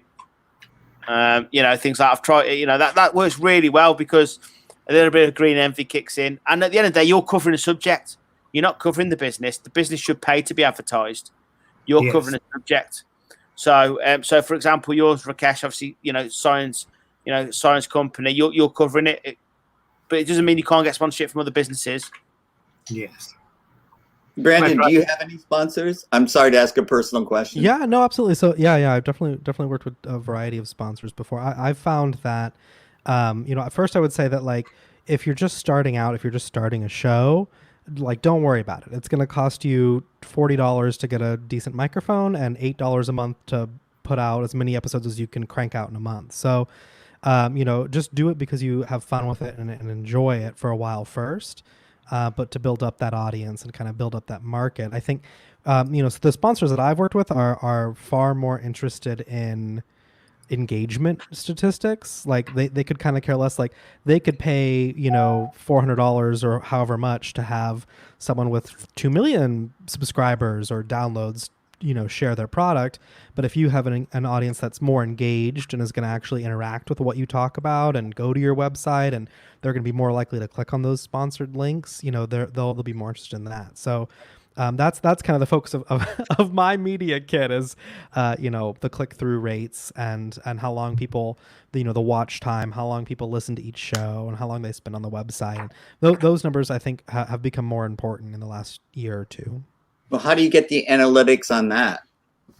I mean, any provider will have it. So if you host your podcast, on any paid provider, if you're on, you kind of pick and choose whatever works best for you, whatever you can navigate best. Even SoundCloud will let you, publish an RSS feed and give you analytics on your show. You just kind of download your analytics, and then I just kind of pick and choose, from either a podcast or from a YouTube video, or depending on what I'm selling, what analytics to include. But most of the time it's going to be, how many hours of watch time do you have on YouTube, and how many downloads do you have per episode, and any provider will have that. Any provider will tell you, on average they're listening to 3.5 hours in the last month of this episode, but an hour and a half of that episode, and kind of that. Yeah, I understand that. Click But through. you were talking about click throughs. Do they have analytical data on that as well? Yeah. Most providers will. For me, like on my website, I'm a big fan of like Google Analytics, so I'll use that to see. It'll tell you who comes from what source. It'll tell you who clicked your link on Facebook, who clicked your link on Twitter. If you want to get super specific, you can use social media posting platforms to add tracking to your links. So when you share your content on Facebook or on Twitter, it'll tell you exactly how many people clicked that link. It'll install a cookie on their browser and tell you how long they were on your page. And some third-party sites, as awful as the sound in the world of technology, will tell you where they went after your page. So it'll say, they were on your website for 2.5 minutes, and then they went to X, they went to Amazon, they went to whatever website, after that. So you can get a lot of data free, on the internet. You can just use some of these free apps and do that. Interesting. Very interesting to me. My experiences with Twitch and what we do, what we call rating. So, and it sounds like a bad word, but it really, basically, if you're watching my Twitch episode, I will send you to another, in my case, chess Twitch broadcast after mine is ended. And so whoever's watching me, they may not go, but most of them will go to wherever the site I'm rating. And so they pick up, and that's how we pick up and share traffic to one another. Right. And so is there something like that in the podcasting world? Yeah, I mean, so you can use like Hootsuite and Buffer are pretty popular when it comes to social media. So if you do want to share links on social media, you can set up links through those services, and that most of them are free. Some of them have other various kind of premium services, but you can set up links through there that'll tell you who's clicking and what they're doing when they're clicking to share those links. Or if you have a website, you can install some analytic tools on your website to do the kind of the same thing. So that's kind of my go-to. That's what that's what I use for my stats. And that, I think that helps too. Like it helps with sponsors, but it really helps you figure out like, oh, this article did great and everybody clicked on it, but nobody read it, or this podcast, everybody clicked on it, but nobody listened to it. And you can kind of go, oh, like, well, why was that? What was the title? What was my hook in the beginning? But where did my content go after that? And why did they drop off around 4 minutes in? You can kind of get that if you want to.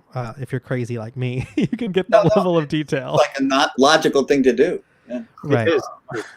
I've got this imagination now, Brandon, of somebody listening to your podcast, dropping off, and you behind them going, "Get back on." Well, you know what's so funny is, to me, like, so I check this every so often. You know, I don't do it about once a month. Probably I'll check some of these things, and the websites people go to after they visit my website, like once they click onto my website to see some of the next websites people go to, I tell you, it's like, whew, I don't know what my website did to you, but you know, wow, okay. It's really entertaining to see, kind of have some of that data. There's travel, and then there's what?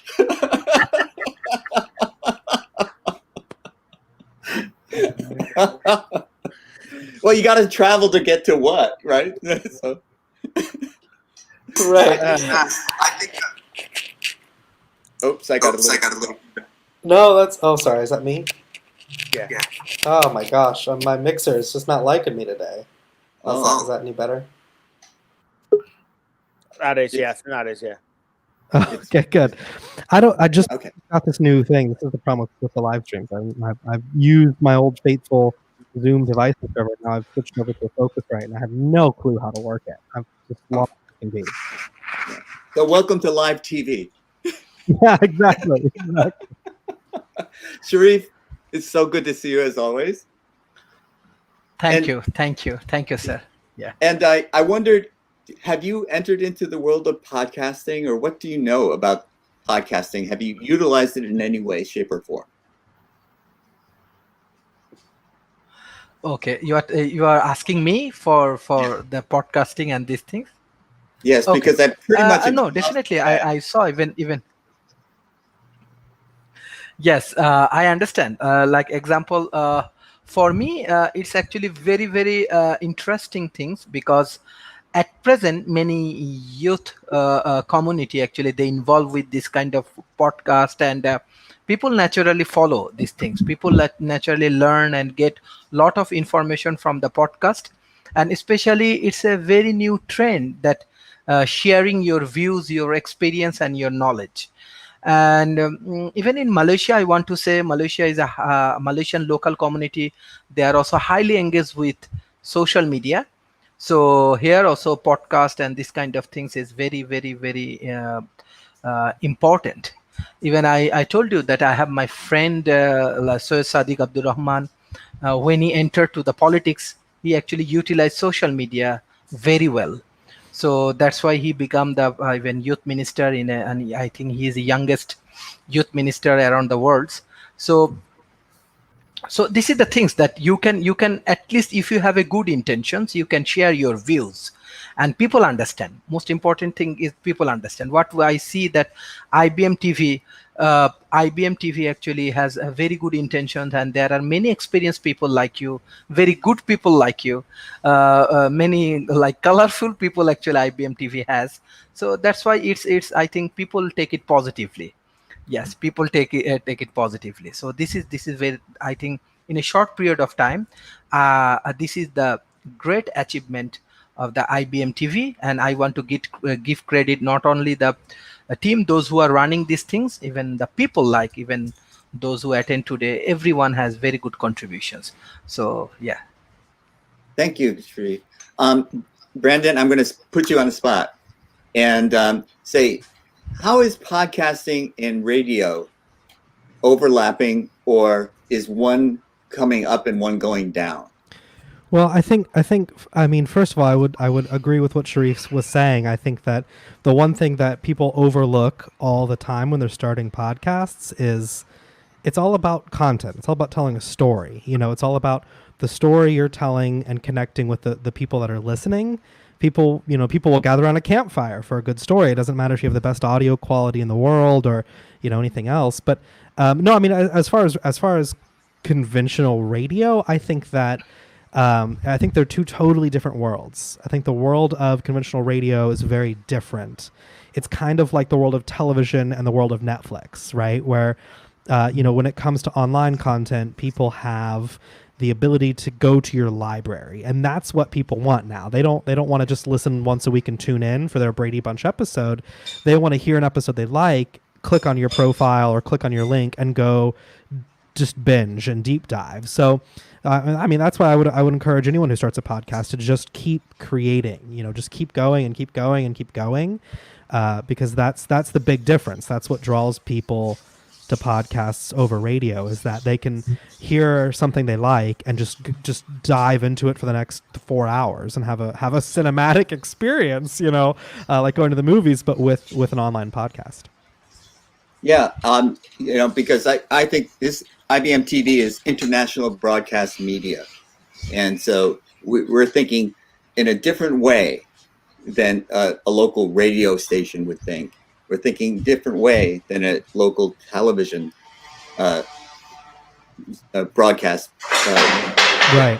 Well, I think that's the strength of IBM TV. I think that's where they really shine, is that everybody's doing live streams now. IBM TV was obviously, I said earlier, ahead of the curve in that, but the fact that someone can come and watch, say they're watching this episode and they're, an hour in, and they're like, boy, this is fascinating, I want to know more. They can go to the website, they can go to the YouTube channel, they can watch every single Podcast Thursday since IBM TV was founded. If they really wanted to, then spend hours and hours and hours falling down that rabbit hole. So I think that's the key difference, Right. And so, Rakesh, if you get your podcast media out there on your website, it's not just on your website. It could be on YouTube forever. It could be on your website forever. So the idea is also to make them evergreen. Yes. So sometimes you want to make it topical, like, what's today's news, but sometimes you want to make it something that will last, and it will be fresh. That's a very good point. So I need to put a edition on it. Yeah. The timestamp it. Yeah. Right, because the idea of many of our shows, investing is a little bit different because you want to be talking about what's going on in the market now. But, the idea of how to invest is evergreen. Yes. Unless, of course, there's a market correction or a deep, all of a sudden everything is going down, down, down. And what do we do now? You want to talk about that topic. But, your investment strategy, if all things are equal, is universal and can be listened to in 1991 or 2021. It shouldn't matter too much. But you have to adjust and adapt, and so you have updates to your investment strategy. Well, I would say so. Like, I think that's the interesting thing about something like podcasting or any digital content is you're creating stuff that's topical. You want to do the topical stuff too, but it's about creating the elements where when somebody does find something they're interested in, they can go back to the beginning. So they could find an investment show, they could find Sasha's show, they could find a chess show and go, oh, this is really fun and I like this personality, but let me go back to the beginning. I like this guy, I like this Jim who's talking about chess, so let me go back and learn how to play chess and watch the episodes where you explain what each piece does and how they can move, and that kind of content will last forever on the internet. Mm-hmm. Yeah, well, chess can be evergreen because you can use it over and over again. But Sasha's show can be very timely, and then after he does his investing show, hey, look, if you come back next week, it may be too late. Those covered calls have expired. So the thing is, and the market has changed. So investing with Sasha, if you don't show up on Wednesday and you show up on Thursday, you showed up too late, you failed, do not pass go, do not collect $500, lose all your money. I've been there. Is it 500 now? I thought it was 200. I don't know what it is. There's inflation. You lose 500 on my game. What's incredible This about is very the market, timely. What? What's incredible about the market is that it's always here. It was yesterday, it's today, it's tomorrow, and it's next week, next month, next year, and so on. And what's interesting is that there are trillions, if not tens of trillions of dollars changing hands every single day. And sometimes I feel awful. Am I so stupid that I cannot snatch at least $3,000-4,000 a day to help myself and my family and my relatives and friends and so on? No, it cannot be that way. So actually, what's interesting is that when we spoke about 10 minutes ago about Spotify, and I looked at its stock, and I decided to, okay, that's a good idea to acquire that stock, but not obviously at this prices where it's trading now. So I will sell put, and I will acquire it at much lower prices on Monday, or if I will be exercised, or just keep money in my pocket. Right. But while I was searching for that, I found even better opportunity. The stock by the name Viva Systems. It's trading at 275. I sold 10 puts, expiring tomorrow. Oh, So timely. that will bring me only $5,000. I'm not talking about it's not a big money. It's not. But you're in the money on the made a fortune. You're in the money then, right? First of all, I'm in the money. Number two, but I desire even better than $5,000. What I desire really, it will close below 270, which I sold 270 puts. So if it will close down from 270, which is still possible, I will acquire stock at 270. So my cost of the stock, not even 270, my price is 270 minus $5, which I got for each put I sold. So it's only 265 for a stock which is trading now at 275 and 39 cents. Mm-hmm. How wrong could I be? Yeah. And for those guys who do not know what in the money means, you need to attend Sasha's Investing with Wednesday, Sasha. Modern investing, because the thing is, it should be something every elementary school kid knows about being, quote, in the money whenever you're investing in stocks. However, I would certainly say that in our education system here in the United States, nobody goes through those things, Sasha. So when I say in the money to all of our podcasting and our other community, they go like blank. They all know who Frank Zappa is, but no one. I know what in the money is. In the money, in the money. And Frank Zappa, whoever the heck he is, I could care less about. I want to know if my stock's in the money, baby. Okay? I know what that means. There is a lot of social aspects of stock trading. I'll tell you what they are. Number one is, in my opinion, in next few years, we will see incredible developments in economics in the world, and specifically in the United States. A lot of young people with their diplomas, they will end up by living with their parents until they're 40 or 45, or maybe much later. And to tell the truth, they will never, ever find, 90% of these people will never, ever find a job to sustain themselves. And even flipping hamburgers is not an answer to that, because people will not buy as many hamburgers as they used to buy before. So people will live on a miserable existence. And the only miserable existence. I love this guy. That's the truth. Listen to your future. I got to hear this. This is great. Yeah, young people, I don't have any good news for you. So probably most of them who have any means, financial or and any brains. Some of the people do, not a lot, but some people do. So those people can actually have a pretty good existence, financial existence, most of all, by trading stocks. Right. And it's a swim or die.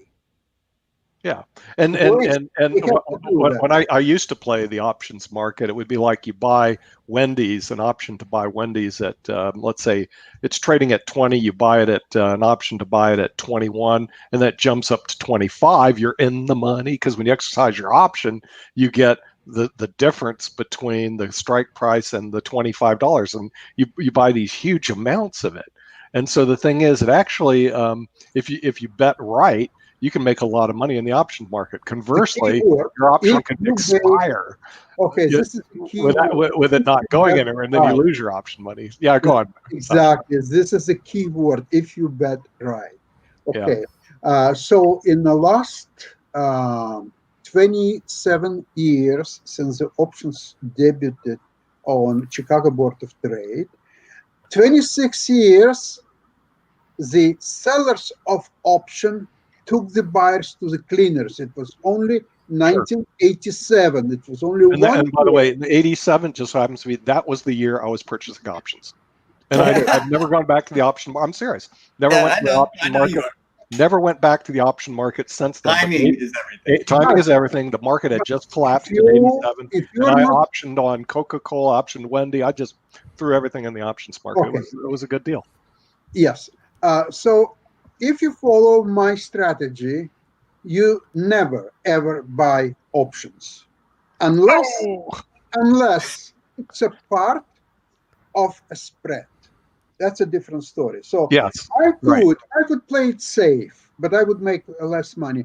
I could sell those Viva System 270 puts and also buy 265 puts.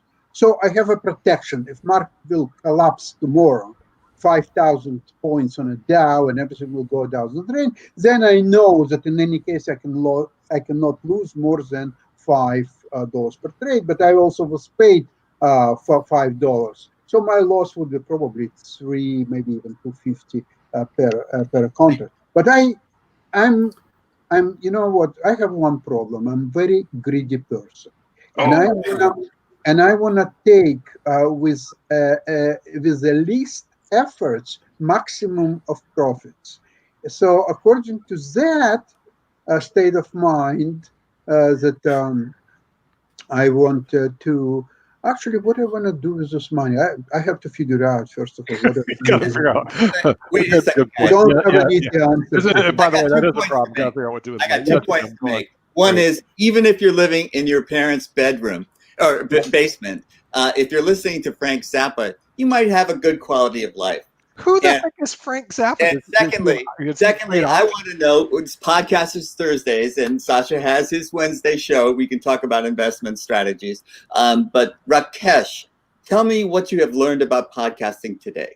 Bye-bye.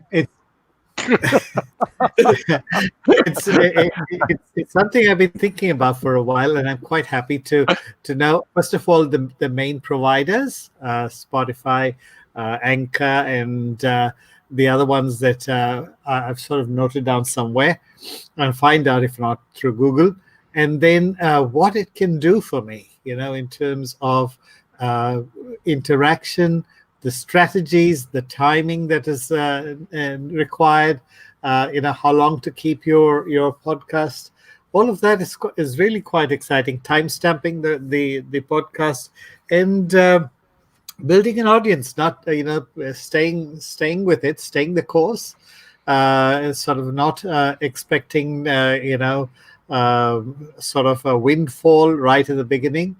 Just staying the course, persevering, and I think to me, in any case, these are subjects that I've been thinking about. I think it's too cumbersome to write a blog, so I might as well just talk about it because I'm more of a talking person.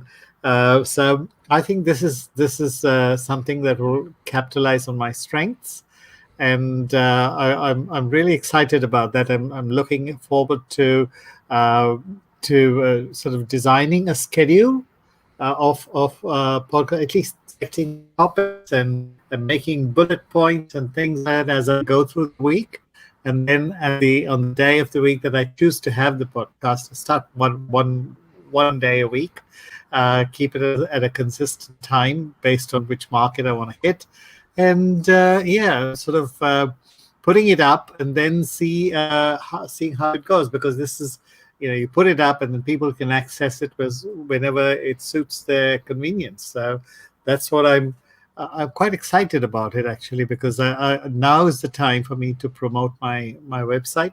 My website is the portal for me to make money. So I want to, draw as much attention to the website as I can. And I think Brandon,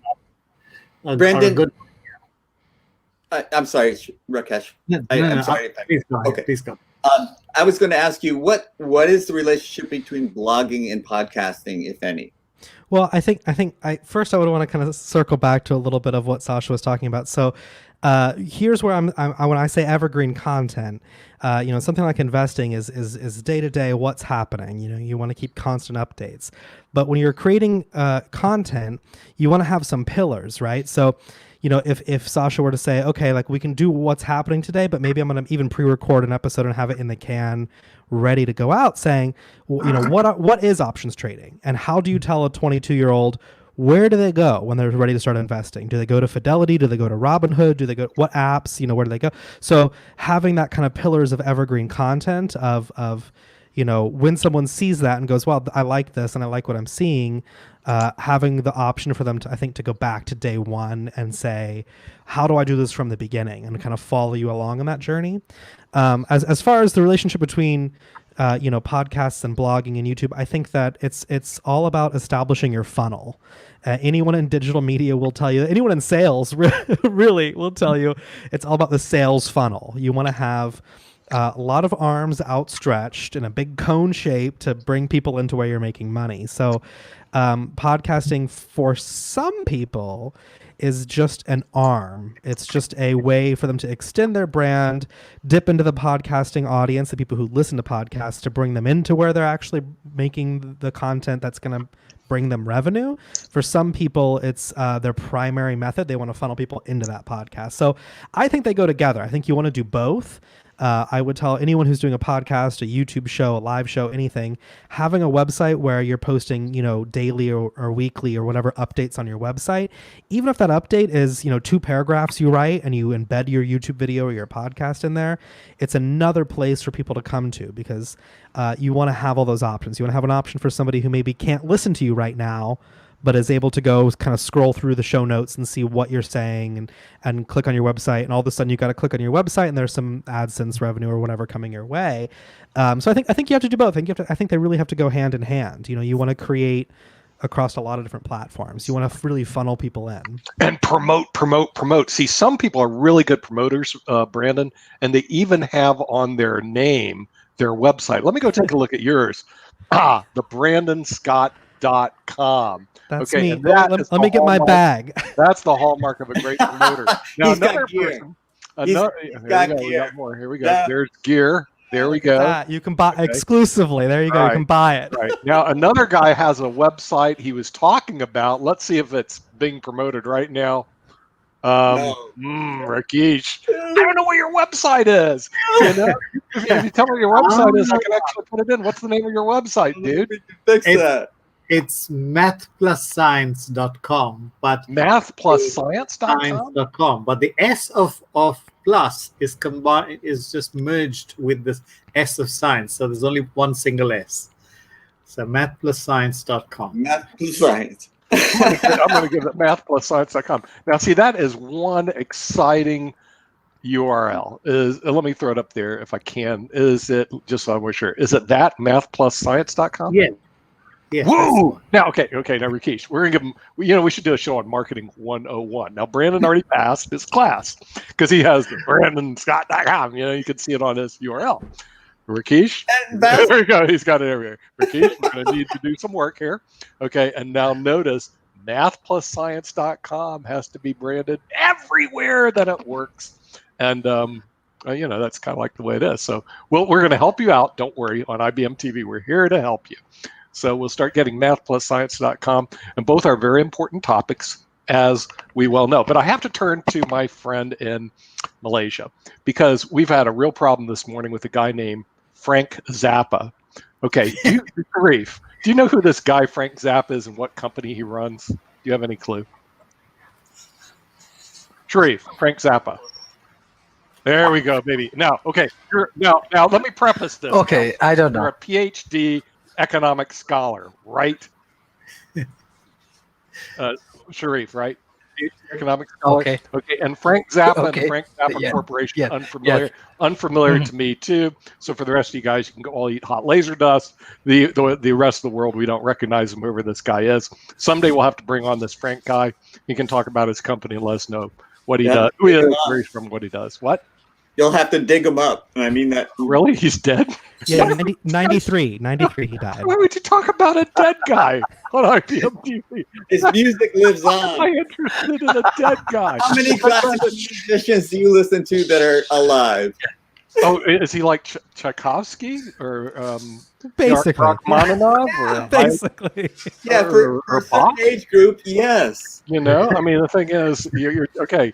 Well, Sharif doesn't know who he is. I don't know who he is. I don't know what company he runs. Obviously, he doesn't run a company anymore. The guy's dead. And you guys talk about him like, what? No, I have a question. You meet with him in the golf club no, I never or met something with him in like the golf that? club. I don't know why they even bring up his name, you know? And Okay. but anyway, okay, so Frank No, Zappa will not okay. be on IBM I TV understand. since he's dead. Sorry to hear that. You might be able to get his daughter.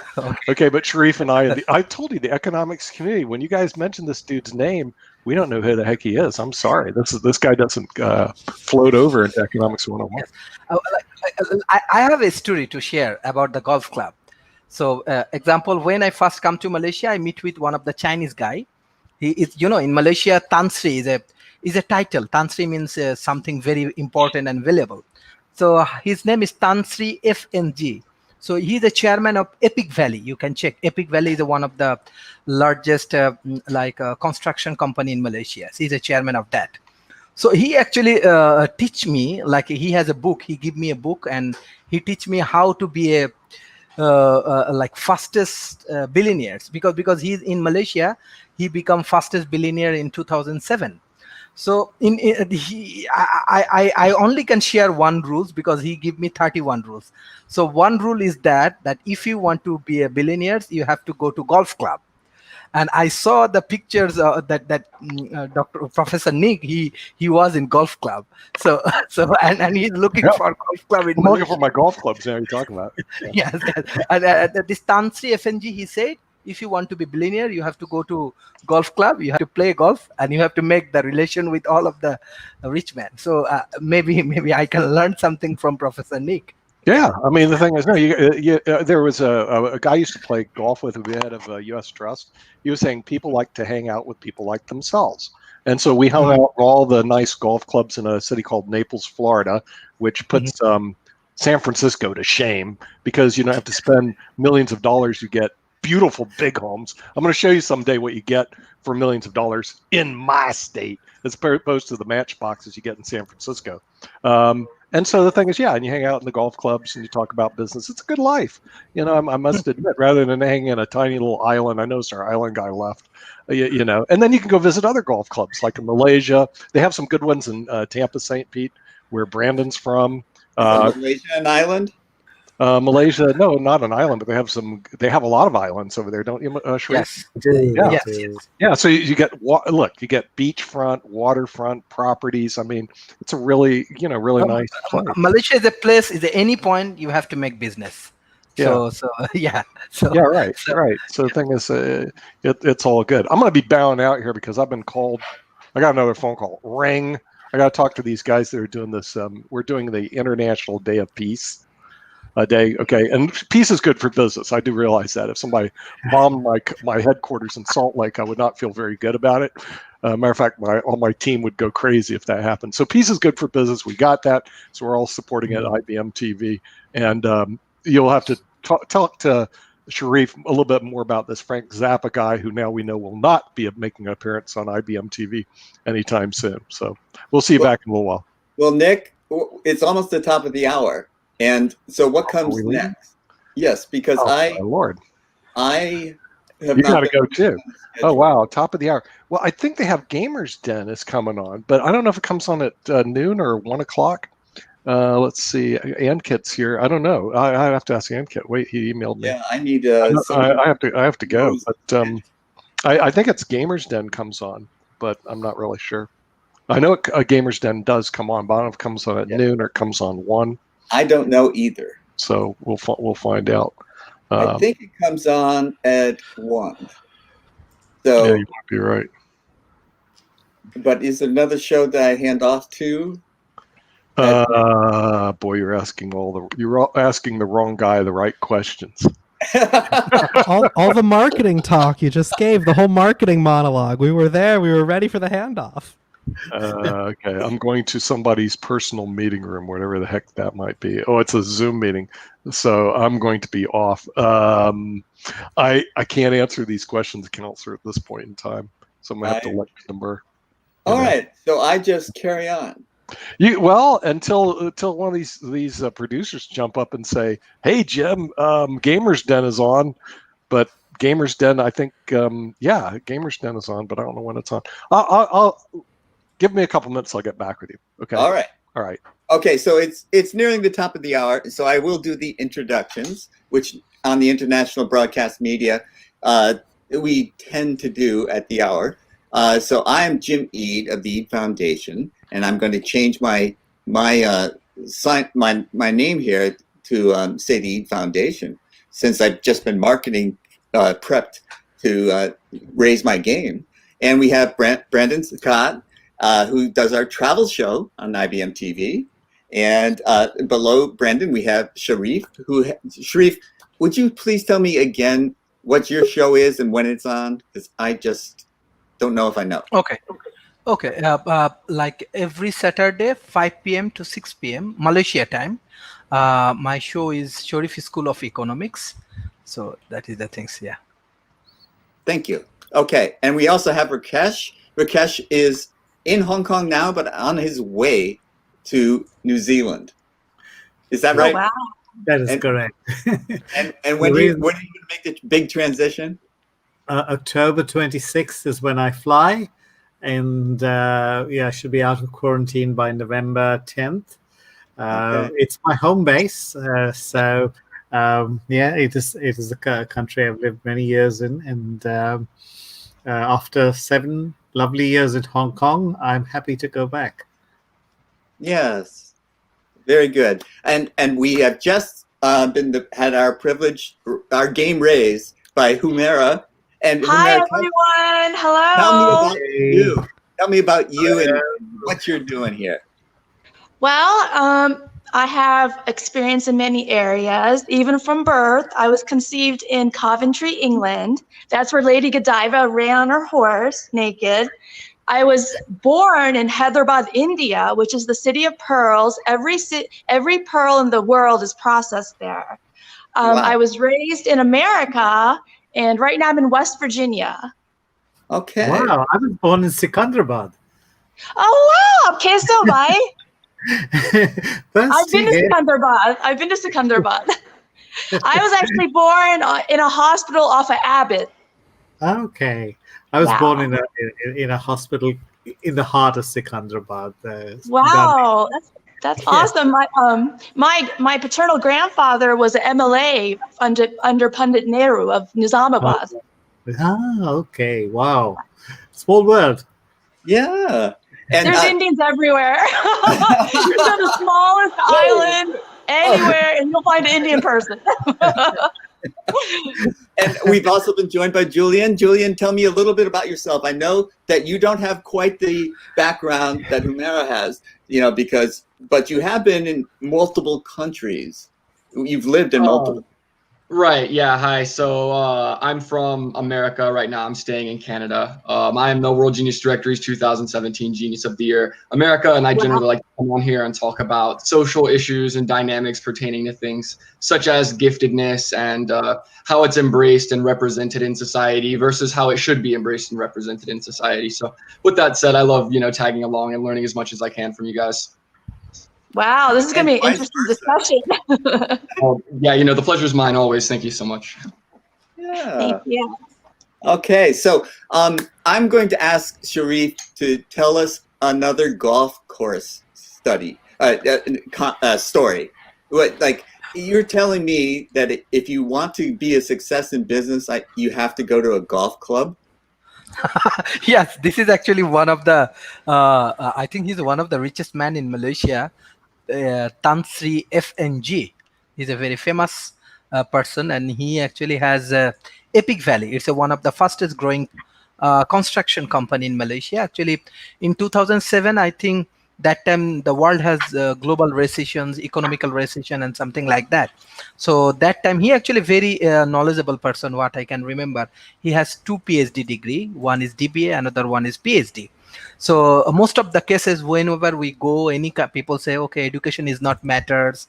You do not have to do education. Education is not helpful at all.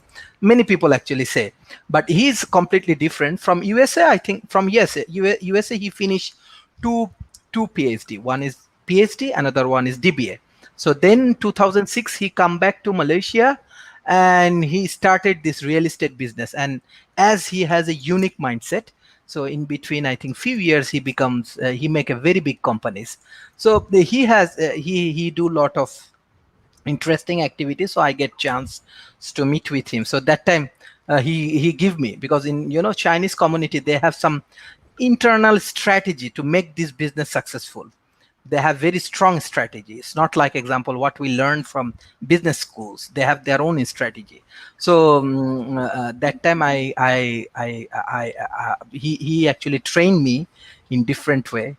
So he actually that time he said that, okay, if you want to be a rich man, he has 31 rules. So you have to go to the golf club. So that's why always, it's actually not serious things. All like Professor Nick actually said that, where is the golf club? And in the Facebook profile, I saw that he used to go for the golf club. So I just relate this story. That's it. Okay. Yes. No, that makes sense. So, that makes Rakesh, sense. you're trying to be a millionaire. Oh, sorry, Julian. Go ahead. Oh, I was just going to add on that point. I was going to say it makes sense because there have been studies that have shown similarly, for instance, by Dr. Paul Slocum, that certain individuals, I guess you could say in the higher classes, they actually use public institutions as a means of networking, because the process of networking is, just best for making progress in that way. So it might seem trivial, just go to the golf club, but at the end of the day, it could almost be like the university for the old man, right? Because many of the higher class individuals will use university mainly as a medium to expand their networking. So yeah, there's probably a lot of wisdom in those other 30 points. Playing the youth card again. Well, Rakesh, you want to monetize your website, but do you play golf? I have of golf clubs, but they're in New Zealand right now. But there's some beautiful courses, actually. I just started learning from my wife. And I'm looking forward to going back to my golf clubs. I actually live on a golf course, and nobody in my family knows how to play golf. Okay, I was going to ask because Sasha is the greediest person I know, but I don't know about your greed in terms of making money. Is that one of your passions in life, making money? Humera? Oh, me? Yes. No, actually, my passion is to spread God's light, to just be a positive example for the world. And whenever there's discourse, like I believe like there's one verse in this universe, God is love. And that's, people complicate things by what religion you are, what this and that. But if you have a pure heart, it doesn't matter what religion you're born into or any of that. You just have to have a pure heart and pure intentions. Okay. Thank you so much for that. And stay off the golf courses. You can live on. And Julian, I go exercise on the golf. Yeah, that's what it's a good walk spoiled. And that's my networking. I'm like, hi. That's my networking. You do get the green grass feeling, at least from the golf course, and the nice pond view. So yeah. Yes, and I can ground the grass. Sometimes I walk barefoot to get the energy from the earth. Yeah. Very good. Julian, do you play golf? So actually, I have not been to a golf course since I was quite young. It's been a very long time, but I'm sure I'll try my hand at it one of these days. Okay. Brandon? Embarrassingly enough, I had a mentor when I was young who started that conversation early and said, you need to at least know how to play, because one day you're going to do something where you're going to need to show up on the golf course, you're going to need to strike a hard bargain, big business is going to be on the table, so you need to go up and just, tee off and be impressive, and then you can walk away. So all I was taught how to do was tee off, and that's all I could do. Okay. Yes. The pitch right there. Sharif, you want to jump in? Yes. One thing I just want to add, because example, I actually come to Malaysia for my PhD and these things. Anyway, so I was a regular student. Yes, before that I have intention to do business, but not so serious like it, like how he motivate me or give me the guidelines. Now, yes, I'm happy. I want to say I do not want to be a self-made. I have a lot of people, those who supporting me or mentor me or guide me. Many people actually help me. I want to say in that way. That's why people is a network, and people is very important. So this man actually opened my eyes, because I have also same intention. Okay, I want to be an academic person, and I will teach in the classrooms, and research and teachings, and these are the things. But he helped me. He helped me how to be outspoken, how actually relationship matters, how you want to make friendships. Making money is not bad. He teach me.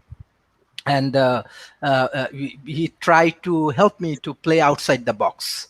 So I think there are many things we never learn from the classroom. We never learn from the what I want to say, from academia or other things. There are many things we can learn from our community. So this is the things. But definitely I want to say Chinese people, they are very much focused on business, and many times they fail, many times they achieve it, but definitely they have some inner beauty which is not available in the different kind of business schools, corporations. They know how to make it successful. That is the point. So that's why you told me, I previously also asked me why I moved from academia to industry. So step by step, it's all about actually step by step. I cannot last. It's a 12 years of story. I cannot finish it in even 12 minutes. It's a long story. Yeah. Right. Well, Nick is not here, but Nick is a country club guy, and he gets in there to make those networking connections. And I will finish up the golf story to say that, yes, I learned to play golf rather late in life, and most of it was for the networking. And if I started my round, my expectation was to break 90. So I was not a scratch golfer by any stretch. But if I didn't break 90, I was mad at myself. And but everybody that I golfed with, and I'm living in Silicon Valley now, everybody was a Republican, and they all teased me the entire round about my values and the people that I supported. But it was always in a good teasing fashion, kind of making a joke at my expense. But it was always a time during the round where we got into a serious discussion about what they were investing in, what they were looking at to do next in a business capacity. And then we always finished it. We called it the 19th hole. We would go and have a drink after the round. And that's when things got interesting in terms of deal making, the potential deals, and that sort of thing. So there is an aspect to golf that what Julian and what Sharif is talking about, that is important if you want to make connections with a certain type of individual. And they all looked like me. They all sounded like me, but they didn't all think like me. So this is one of those things where you have to, when you're in that company, you have to kind of pretend that you agree with them on these issues, that you don't. It's whenever it comes to that situation, sometimes it's easier to accept that it's better to be at peace than to necessarily agree. For instance, it could just be that the reason that they're, pointing these things out is because they're so used to, I guess you could say, having copies of people with the same values. Because whenever you do get into these, I guess you could say, social bubbles, it can be fairly disconnected, and you can reach a point where it does take one of a kind of liberal skill set to be able to transcend certain environments, to really step across the class ladder, I guess you could say. So being a spectacle, it might not necessarily be a bad thing. Maybe they probably intended well by it. So yes, that's the way I took it. And also I've learned it's better to be happy than right. And so if I tried to impose my point of view on them, I was not going to make friends with them. I was not going to be able to have a drink with them after the round. So I just had to let them impose their views on me and just laugh and just take it, because it's the important point. Keep your eye on the ball. Keep your eye on what's important. Yeah, that's right. It's about keeping your eye on the ball and keeping perspective. And it's also important to compare the things they're saying to their experiences. Had they partaken in some of your experiences, maybe it would have been entirely different as well. So precisely, that's very true. I think if I can circle this back a little bit to something we were talking about earlier, we talked a little bit about securing sponsorships and podcasts and kind of networking in that aspect. And kind of a funny tangent to go on, you know, the very first podcast I did, I found myself, I think, in those situations a lot. You know, being in a situation where you're on the phone, you're on a live call, or you're in an office somewhere, and you're trying to explain to someone who is very different than yourself everything from how the internet works, you know, how it's not like radio, and what they're investing in is something that lives forever online. And you're also trying to explain, you know, the kind of demographics and methods of your show, and to someone who maybe doesn't understand what a podcast is, or what a video blog is. So I definitely can sympathize with that. You find yourself a lot of times, I think, in a scenario where you're learning how to just be at peace, and also learning how to sell. I mean, that's life, and that's a lot of business too, is understanding when you may not think or feel the same way as someone. But if you can share a goal and you can work together, I think that's the important part. That's the important thing about it.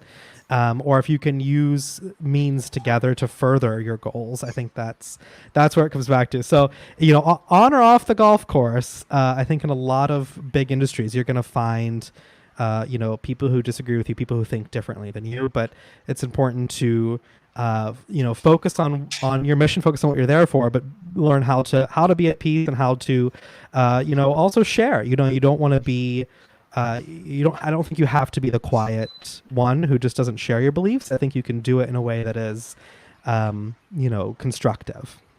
Well, you know, Bruce Lee said being calm is a superpower, staying calm in any situation. It takes practice. That's true. Staying calm and listening too is another superpower. Yes. Being able to just listen. And I'll tell you, the one thing that's always worked for me, I don't remember where I read this. I read this in some book somewhere, but the one thing I read was when you go in for like job interviews, when you go in for business meetings, if you just don't say anything, people will automatically want to fill that silence. They'll want to say something to fill that void. And that can be a real superpower, just listening to others and actively listening to hear what they're saying and what their experiences are, and understanding where they're coming from. It can really be a real superpower too. Because if you're talking, you're not learning. Exactly. Yeah. You're just repeating something you already know, but if you're listening, you're learning something new. Well, right. I would say that whenever you speak, it kind of does engage different parts of the brain. So it could be that speaking actually helps you to think through things a bit better, but you know, that's possible. Well, I agree with that. That's why I rant for an hour a week on IBM TV. So I can think it's very true, because I used to have a friend who is a professor at Columbia, and we would go for long walks, and he was talking about the next book he was writing, and he was doing all of the talking, and I was, you know, nodding at the appropriate time, and then I would ask him a question, and he would stop and blink vigorously for a while, and then he would start talking again. And so this process of talking was him helping sort out what he really wanted to say and how he wanted to say it. So sometimes talking is very valuable, because I always bristle when someone says, if you're talking, you're not listening, and I just did it. Because talking, you know, there is truth in the application of what you were saying. It's just it's worthwhile to point these things out, just like it's worthwhile to point out that there is benefit in hearing both sides of the argument, and that the true value comes, you know, from putting them together. And I would also say that, you know, even though I was the butt of these guys' jokes, there was more that we had in common than we had differences. And if we focused on what we had in common, then the conversation was just much, much more productive for everyone. And if we focus on what the differences is, then we would get nowhere. So differences are great too. I think differences are a good thing. In fact, I think it's sometimes people are a bit afraid to discuss the differences between people, but really I think these differences are part of the strength of humanity. I think that, you know, just as our brains are wired in some senses to try and explore, to try and find new opportunities, right? That's the kind of liberal mentality. We also have that desire to find stability and to follow what works. So, you know, at the end of the day, it's always going to be a balance of these things. And really the differences are where the strength comes from, in my opinion. And also, I guess you could say you came out of it a bit more resilient than you went into it, which is a benefit. Yes. Sorry, I should say, I feel like I've got a legal contract that whenever you say the word explore, I have to show off my merch that says explore. Self-promotion. Shameless plug. Every time anyone says the word explore, I'm legally obligated to hold up my own merchandise. So yeah, it's really nice. Just testing. But Humera, you were also mentioning something else that I really think is a key is and the general conversation. I don't mean to pick on you, but when we want to focus on our similarities, but we want to celebrate our differences. We don't want to. I mean, you can do both. It's just like when you cook, you all become like this. All the spices, they have their own flavor and their own purpose. But when you put them in a dish, they all merge together. They still have their own like salt and turmeric or whatever, but they still make the dish together. It makes it better. Yes. That's a beautiful analogy, actually. It is. Oh, thank you. A really wonderful analogy. I think what happens very often is that we,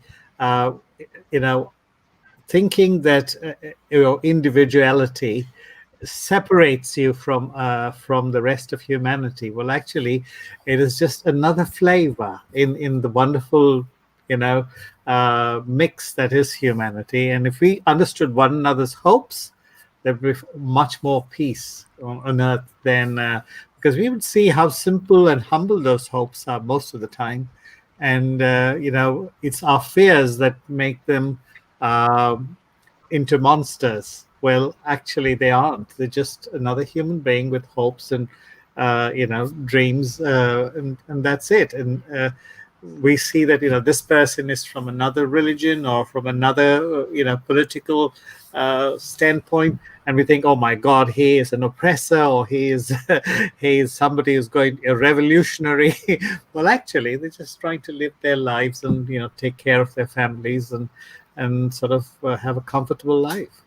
Yeah, and really, we should be grateful. We should be grateful for the fact that people have undergone histories of, I guess you could say, religion did serve a purpose, right? Whenever it comes to the abstract thinking. Also, I really like the analogy of cooking because it goes to show that it's also about the care that you put into the, ingredients. Thank you. That's and, true. Right, if you actually cook it well, then you're going to get something that's even better. Although I guess it is still a matter of taste, but it is worth pointing out.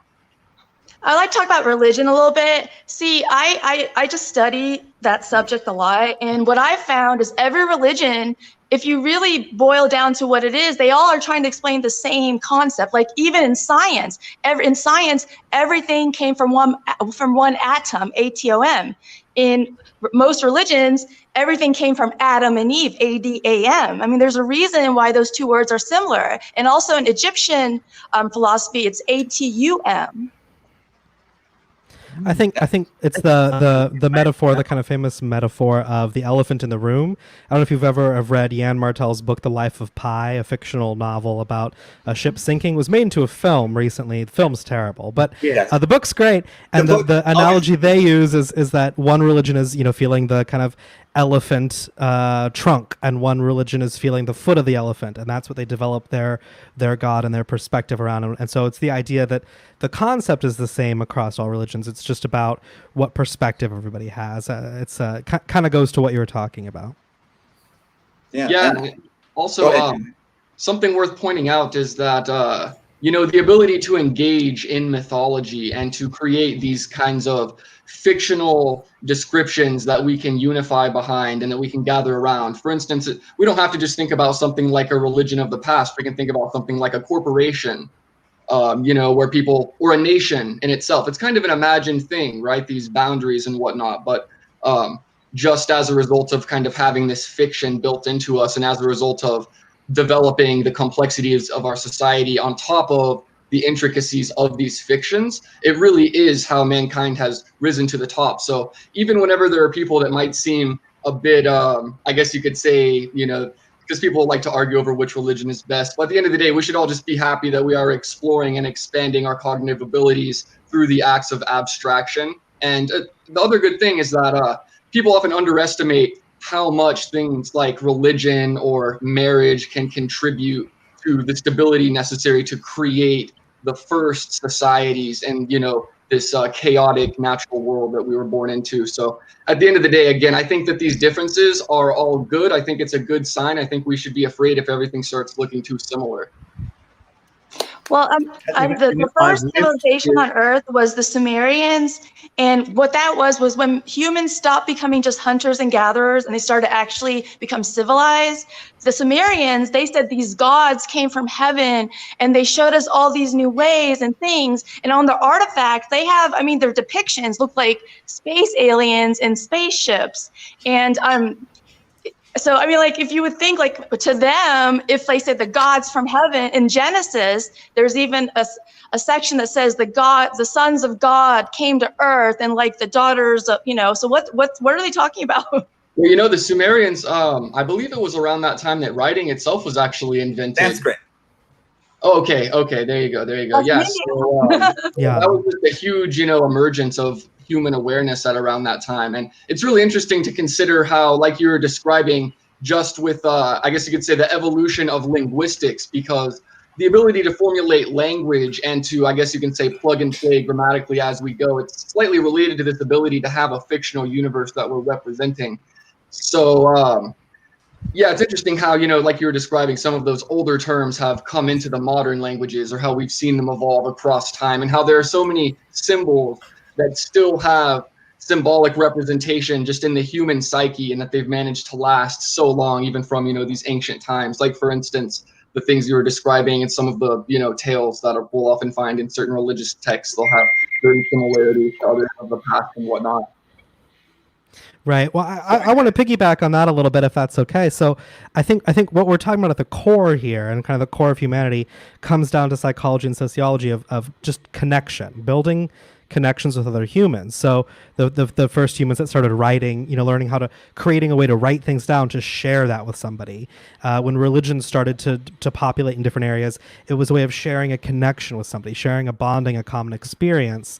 And then, of course, now we have borders, and we dictate which country is which based on an imaginary line from a small thing out in space, which sets a coordinate of what they think that is on the planet. But that's a way of connection and a way of bonding people together. So I think at the end of the day, it all comes back to human connection, which is a good fit for Podcasters Thursday, because that's all it is. When you're creating digital content, you're creating your own religion, you're creating your own country, you're creating your own little world of connection with a small audience or group of people. Yeah, and I think that's a very deep conversation to have. I did want to go back to the word that Rakesh mentioned, which was fear. So we're afraid of what's different. We're afraid of the other. And in the United States right now, we're having a political campaign based on fear, making people afraid that you might lose your lovely home in the suburbs, or you might. There's just a lot of fear. We're seeing a lot of violence and rioting and all these things. These images that we're bombarded with every day are basically trying to make us afraid. And it's not just the United States. The same thing's happening in India. The same thing's happening in so many other parts of the world. It is almost like a pendulum from a point where, just after the World War II, you had the United Nations being formed, and now you're swinging the other way, where it's almost heading back to fascism in the bastions of democracy. The next generation, though, will be I guess you could say, the generation that emerges from the chaos to establish some more temporary order until those tenets are eventually, muddied again, and then we get into another situation like this, such as the way. Yes. Right. Yeah. That's the way of humanity, I think. That's it is a pendulum that swings. It's kind of swings back and forth, and that's why I'm a big advocate of travel. I mean, I don't want to toot my own show here, too much. When is it on? He talked about it. Come clean. If you want to do this, look at this. This is his website, thebrandonscott.com. Let me get my bag. I'm legally There's obligated. his bag. Contracts. I've got all these contracts. Right. No, but I do think travel is important, and I'll tell you a short story why. I don't want to take too much time, but when I first started traveling with people who hadn't been outside of the U.S., I had a great experience with people who, would hate people who are different than them. They would hate differences in cultures. They would hate people who looked different, who acted different. I remember having a friend who was really upset about, push 1 for English and why is Spanish on all these signs when I go to the store? And the first time they were out of the country, all of a sudden they were at the mercy of people that they used to hate and used to think were so different than them, and had to go, wow, I'm really grateful to have, in a different country, a sign that also has my language, or to meet someone who also speaks my language. And I think it was a big eye opener. And so I think travel is a good way to make those connections, to put yourself in a situation where you're uncomfortable with people who you've never met before, who act differently than you, speak differently than you. It's I think a great way to, I don't want to say cure some of those problems, but a great teaching lesson. Well, I like to add to that. That's why living in a country like America is so awesome, because if you're in India and you meet someone, they're from Pakistan, you're like, oh my God, they're Pakistani, and you just, it's just like this kind of ingrained thing to not like them. But when you come to America, like my neighbors are Pakistani, and we find out that we're so similar, just like Japan and China, they hate each other. Like even in it just seems that the people are the most similar, like they hate each other. That's how we bring So, ideas. I will just add some points about that. Whenever we meet a Pakistani in India, we acknowledge and we with folded and we welcome to them, because people to people connect is always there. It's about the politics, what's going on. I have a lot of Pakistani friends, and I met them in India as well as in US. Well, So things have changed since I was there. I haven't been there for like 8 years. It's more about political thing, because that's what it is. Yeah. Because I think the moral. They had a great time as well in Pakistan. So it's about people to people is everything good. But I think it's more about the political game, which is hampering the human contact. I think the moral is that meeting people who are different than yourselves is a good thing. Meeting people who have different cultures, religions, relationships, and languages is a good thing. But I think that also the moral of the story is, and as nihilistic as this sounds, to say everyone is unique, just like everyone else. And you learn by traveling that we're all the same. No matter where you go, no matter where you are in the world, someone is trying to just pay their rent, find a nice job, get promoted. Someone is trying to buy the nice car. You got your town drunk, and every city you go to, humans are all kind of the same species. We're all unique. And that should be celebrated, but we also have the same drives, and we have a lot in common, a lot more in common than we think. Wait a minute. I'm getting confused here, Brandon. I always thought that travel was about 5-star hotels, Michelin 3-star restaurants. That's your travel. And now you're telling me I should be talking to the people other than the caddy. You should. Well, listen, I know that. What do they call lawyers? I don't know.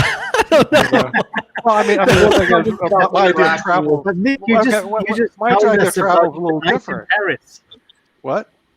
You just told us about your night in Paris, where yeah, you well, spent. that was when I was younger, dude. Okay, when I was younger, that was that. But right now I'm looking at the first class flights, 5-star hotels, Michelin 3-star restaurants, and the nicest golf clubs you can find in that area. But you're telling me I should actually look at the people? Is that what you're trying to say? You should talk to the people. Even if you want to travel, even if you want to hit those 5-star places, even if you want to have the most luxurious trip, you will have, I can almost promise you, you will get bored. You will get bored very fast. So going out and saying, look, I have the nicest dinner reservations, I'm staying at the nicest hotel. But if you go out and talk to a local, you just walk up to someone on the street and say, where's the best sunset?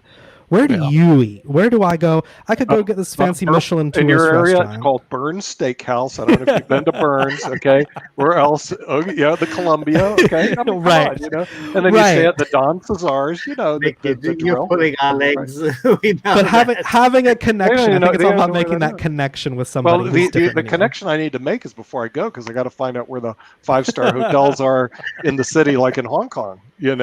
So that's it. I found Samoti Palace in India. So that is on the list, buddy. You know, it is a palace. There's no question about that. And then Ankit's going to have to show me where you get some good Indian food.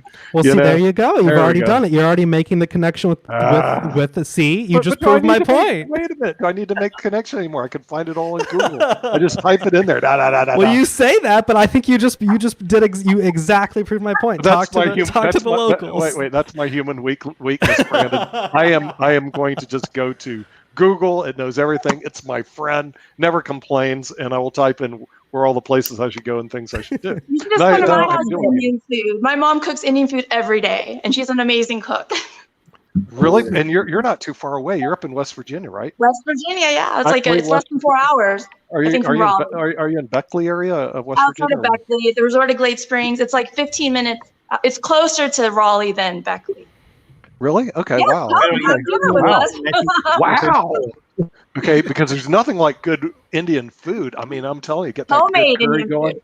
You know, I'll have to explain to you all about good Indian food because I know a lot about good Indian food. I actually do because a long story, but there's some. It's great, you know. So, my preference though is actually go to India and go to Samoti Palace, and we're going to have our IBM TV Awards there.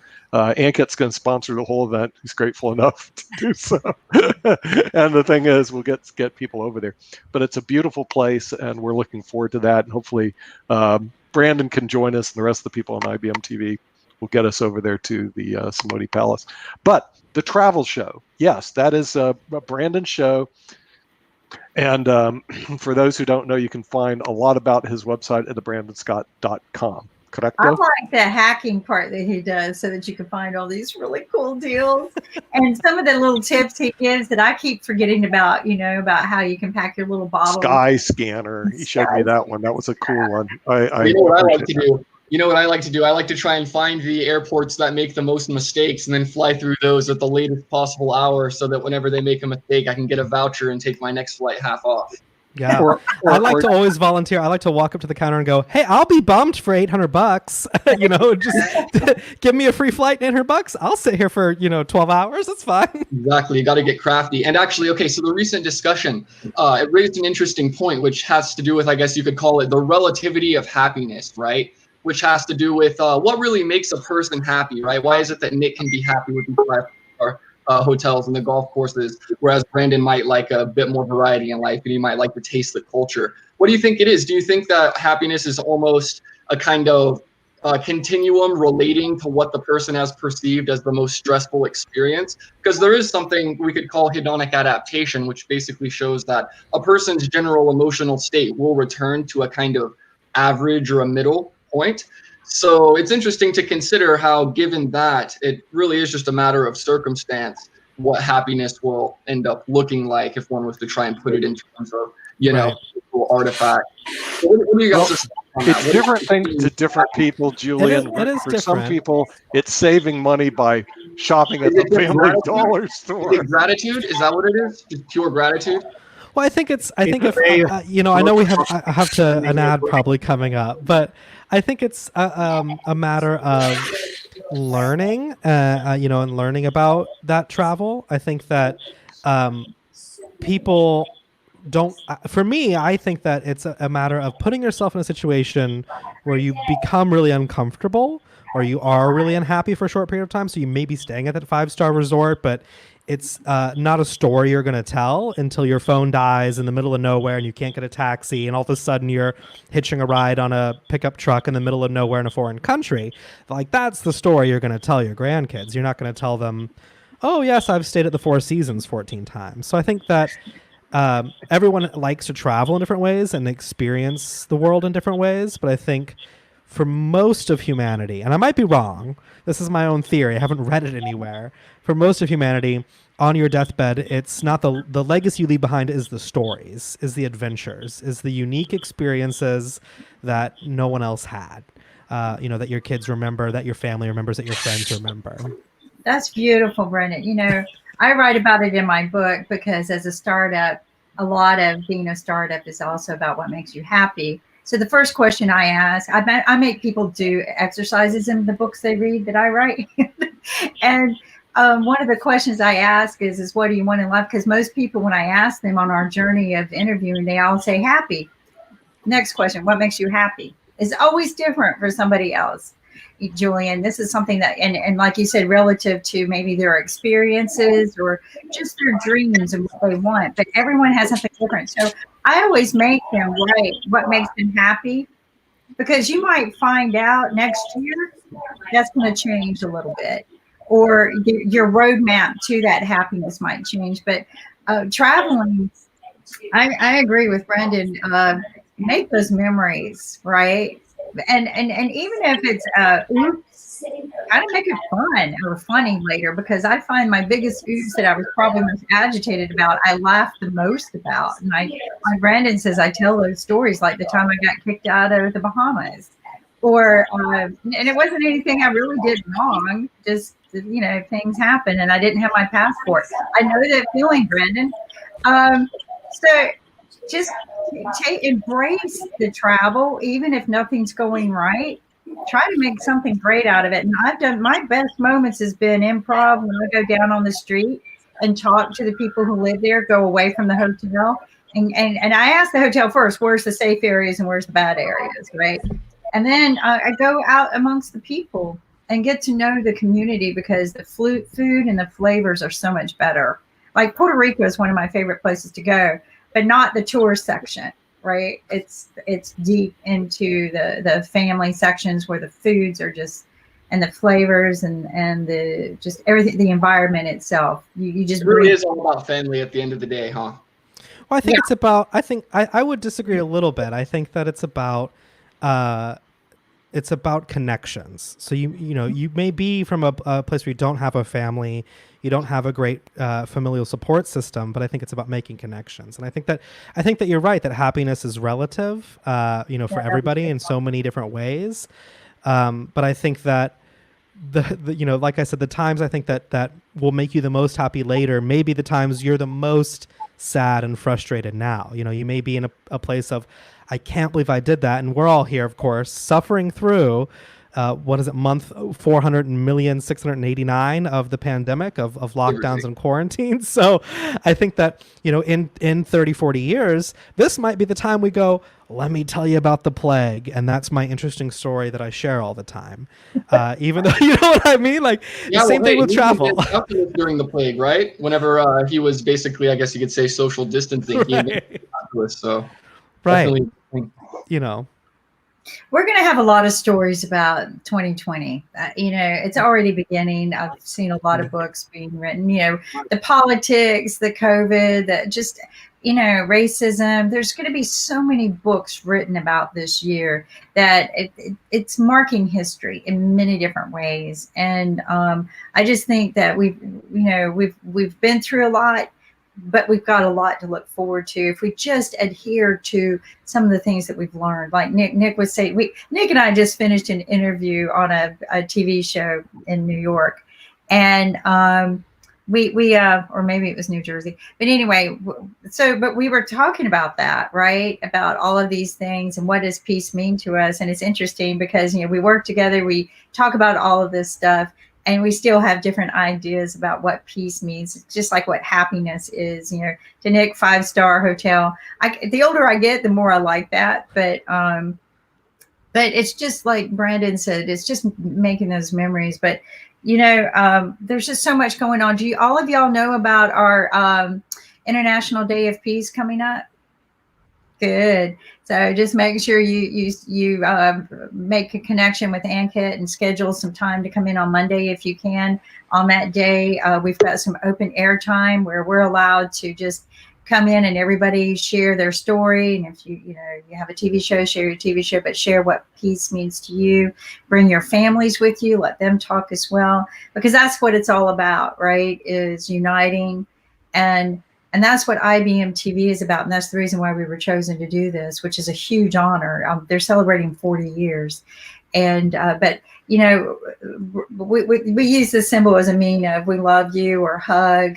We've got this, we've got the manifest. We've got so many sign languages, but hey, that's what a family is all about. We can't meet each other in person. So we just have fun doing other things. But get yourself a poster, right? You don't have to be so engineering like me, where it's got to be, I try to do something where I write, but get yourself a little poster and send out a message to us, a little video. Nick and I, we goof off and we send our sign to each other, and but it's all about having fun too, right? We have to be serious all the time. There's so many serious issues that are going on, but it's about having fun. Julian, what's your thoughts on that?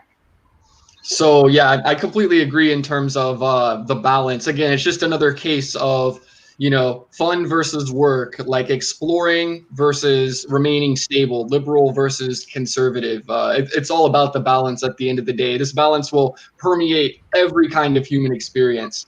So yeah, it's like that. At the end of the day, it comes down to, I guess, what happiness is for the individual, what they consider fun, what, is meaningful enough for them, what they think is worth balancing in terms of putting in work and then maybe getting out something just as a means of sustaining themselves so that they can pursue the fun on the side. But yeah, of course, the balance is really important. I'm personally more of a fun-loving kind of person, but I do understand that, we do have to be serious. We do have to make hard executive decisions in order to proceed, as a society and as a people, and even as individuals, we have to make it happen. So, yeah. Absolutely. And that's just it. We don't leave it up to our leaders. We need to make it happen. At the end of the day, I heard I can't remember who it was, but somebody very, very intelligent one time said, if you can't fix the world, then fix your world here, right? If we're each taking care of ourselves and taking care of our own little part of the world, eventually that spreads. And some people, they'll be able to take care of their community and so on and so forth. So, I mean, it's all about first learning how to take care of yourself and be happy with yourself. And then that just kind of spreads, like when you share a smile, right? Or somebody shares a smile. You could be having a really crappy day and somebody just smiles at you and you go, wow, you know what? I was having a bad moment, but I have to smile. Those are two things that people love, family and good deals. Oh, and speaking of good deals, guess who we have here, our sponsor. But you know what I love? I love shopping, saving my money, and then I invest that money, and then the returns I get from that investment, I go travel. So I got all of everything I love right here because I can shop for all of my essentials with the Family Dollar Store. I don't have to waste my time going out and shopping. I don't like to shop that much. And so I get all my essentials I need. And I save money by shopping there. I'm not spending $60 on a product that I would normally buy at Amazon. I can get for $4. I stock up on what I buy, so I get $25 worth and I get my shipping for free. But at the end of the day, I invest my savings, right? So my money's working for me, which is very, very important. And we got some great investing shows here with Sasha. And we've got a couple of other investing shows going to be starting real soon. But then travel. And of course, we're all kind of locked down right now. So save up that money and listen to Brandon on how you can travel as things open up, because this is what's going to make life fun. Brandon, have you been able to explore the website of the Family Dollar Store? Look, have you been able to explore it? I got my contract here. Anytime someone says the word explore, I must hold up some merchandise. Explore. There's the bag. Don't be a dummy. Don't be a dummy. Go to the Family Dollar Store. There you go. But you know what? And explore. But definitely, I need to get some of those things that you have a t-shirt. I want at least a t-shirt, but I want a pillow. You have a pillow. I have a pillow. The pillows are on back order now. They've been popular. Wow. They've been popular. Nick, yes. Do you hear that? This is another pillow story. Nick can't understand how that one guy became so millionaire off of I don't either, so I don't either. The world's perfect pillow. That's all he said, right? It's probably got all of these, everything that I'm allergic to in it. But this one's not working. I used this one too much. I need another one. But all of these, what we need to do is make a little travel kit that, maybe we'll get that manufactured as well, but a little travel kit that has your logo on it that we take with us for better traveling with. And you can put things like that in there, hangover, medicine, and But seriously, when I say hangover medicine, sometimes flying you have that nauseated dizziness and tiredness and run down. And there's actually some supplements you can take to help prevent that. And something else I learned, Brandon, when I board a plane, because I have a tendency of getting nauseous, I a lot of times asked for a glass of ice if I wasn't able to get it before I boarded the plane. This helps me hydrate before the plane takes off, right? Slowly hydrate. That ice helps keep you from getting sick. And I learned from one of the stewardesses who gave me a little pack of those alcohol wipes. They use that to keep people from getting nauseous. So if you have a good stewardess and she sees somebody's getting sick, she'll hand them one of those alcohol wipes to breathe in, and that stops the nausea. Tips.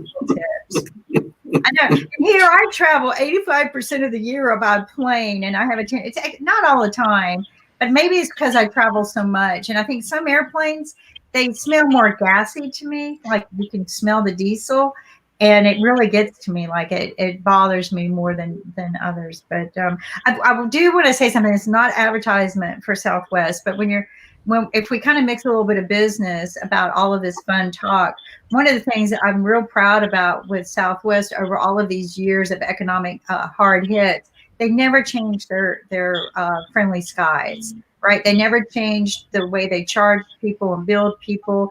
Delta had to make some changes. They charge you a la carte. American Airlines kind of made some shifts, charging a la carte. So you buy your flight, then you buy your seats, then you pay for your luggage.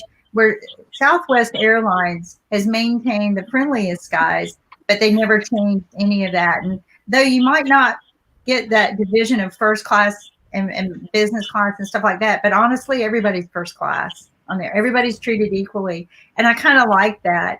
And so I was thinking about that this morning. And so I thought it was nice that I saw you pop in with the travel stuff. But I'm looking forward to getting to travel again one day. Me too. And I'll tell you, if you have nausea, Dramamine's great if you get motion sick. But if you're not a motion sick person, you're just maybe an anxious person. My sister's a big fan of chewing gum that has ginger in it. Anything with ginger in it, because it's supposed to relax your stomach. And the other thing that I've heard people do is they'll just take a couple of melatonin before they get on the plane, because you don't get motion sick when you're sleeping, supposedly. So there are some tricks, you're right, that you can have for those things. I've just started listening to binary beats that are supposed to have healing qualities. Like there's certain beats that will help with focus, certain beats that help with relaxation and reducing stress. And I really do find it beneficial. I do too. So I haven't said anything, but I love Brandon's thoughts about stories, because stories really sell. But it's interesting because Southwest years ago, and I don't think he's I know he's not around because he died last year. But Herb Kelleher, who really built Southwest Airlines, would look at the list of passengers and I guess had them created for him. And he would see, Kimberly, that you flew Southwest a lot. And then he would find out you weren't flying, and he would pick up the phone and call you and ask you if there was anything that he could do to help you. I actually didn't even realize who it was. I met him in San Antonio at his law firm once back in the 70s. But an interesting man. And that's just simply the way Southwest has been. It's the kind of culture they build over the years. But anyway, so his stories are just profound to read. They really are. I've always loved their magazine too, right? It's just something about that magazine that I always liked. But they said that he would have a tendency of just, he flew his own planes, right? Fly his own planes, and he would fly and talk to people. Just, I don't even think half the time people knew who they were speaking with. But yeah, he was that kind of person, and that says a lot about a company like that serves the people, right? The magazine was good, Kimberly, but it was no National Geographic. No, that's true. But it definitely would keep me entertained on the flights that I had to take. because I got tired of carrying magazines with me all the time. But I just think that when you're looking at things like that, when you travel, that's very important, right? How much is it going to cost you? You know, sometimes I'll weigh and measure. Is it actually, sometimes it's cheaper to fly first class if you're on another different airlines. It's a lot more cost effective to fly first class because, you know, you don't have to pay for your luggage, especially if you have to carry a lot of luggage like I do when I travel with the TV show. And you don't have to, you know, pay for extra seats, moving around, food. Maybe if it's a long flight, I'm guaranteed to eat, and I'm not having to grab something through the airport. So I weigh and measure this, and sometimes I was upgraded without it costing me anything. So there are just so many different aspects. But I listened to Brandon, like, this is what I love about these talk shows. And I relearned some of these things. Yeah, I forgot about that, right? Or yeah, let's remember to do those kind of things. One of the things too, if you're traveling and you're going to be somewhere for a long length of time, why not order some of your stuff from the dollar store and have it delivered to your hotel? I do that. I have a lot of things shipped to my hotels if I'm going to be there for a while, so I'm not carrying them on the plane. And so, you know, have all of your essentials, you know, your soaps, your shampoos, because they have name brands, right? Razors, toothbrush, whatever, and just have it delivered to the hotel in a nice little package. And you didn't spend so much on it that you worry about taking it back with you. You could just, you know, I hate saying this, throw it away. But if you're going somewhere for a long length of time like that, also, what is it? The Airbnbs and things like that. You can do that and have them delivered. And I think that's a great way to do it. Have some extra snacks. They got all kinds of new extra snacks and masks. You can have your extra masks delivered where you're going. But I have done that numerous times, and it has really saved me from having to carry a lot of extra stuff. So that's a good tip. Yeah, that's a good idea. I'm definitely going to keep that in mind. Yeah, especially traveling in the U.S., you know, just the Family Dollar store. I also remember this, you know, what's great about the Family Dollar store is that you don't have to live here to deliver something to a friend or family in the United States. And somebody yesterday was talking about a gift card. Well, what better gift card to send especially a college student, right? Is a shopping spree at the Family Dollar store for their essentials. And they even got ramen noodles, which is, you know, the college favorite food. There is one college student sitting in the bottom of the screen who keeps pointing to himself. He is absolutely restricted from you cannot send any gift tokens to Jim. And if you do, you know, we'll have somebody from one of those video games come get them. But anyway, look, anybody anywhere in the world can become a customer. Anybody anywhere in the world can get gift tokens by becoming a customer, and then just simply order stuff to be where you are the next time you travel to the United States. Okay, because Julian's up. You're in Toronto, right, Julian? So, yes, sir. So unfortunately, Border Patrol, because my daughter lives in Toronto, we can't. We don't ship up there. But look, all you have to do is go to IBM TV, click on the big round button, become a customer, get gift tokens, share them with somebody else who can use them. And we have people who get on the show. People from India, people from England, people from even Toronto who have become customers, and they send their gift tokens out to people. Look at all the products that we have, and we need. It's important that we tell people why we're here, because we're supporting the mission of Money Masters PBS, which owns IBM TV, and the mission is to reduce the gap between poverty and financial sustainability. Okay. Well, we are working specifically on financial education for one person who currently is at the bottom of the screen, but that's okay. He'll learn when time comes. But the good news is one thing he did learn was to put on his mask. And we have masks. Shipping is free for $25 orders or more. We have masks, okay, 50 of them for $25.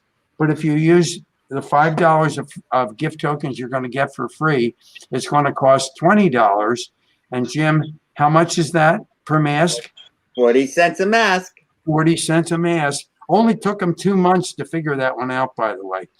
But then because between now and the end of the month, we're going to give you an additional $5 of gift tokens. That means it's only going to cost you $15. So how much is that? See, he has to use his calculator to figure it out, but it's 30 cents a mask. Okay. So, but we have quality, and Jim will tell you this, because we have quality items. I used to say our items were cheap. They're not cheap.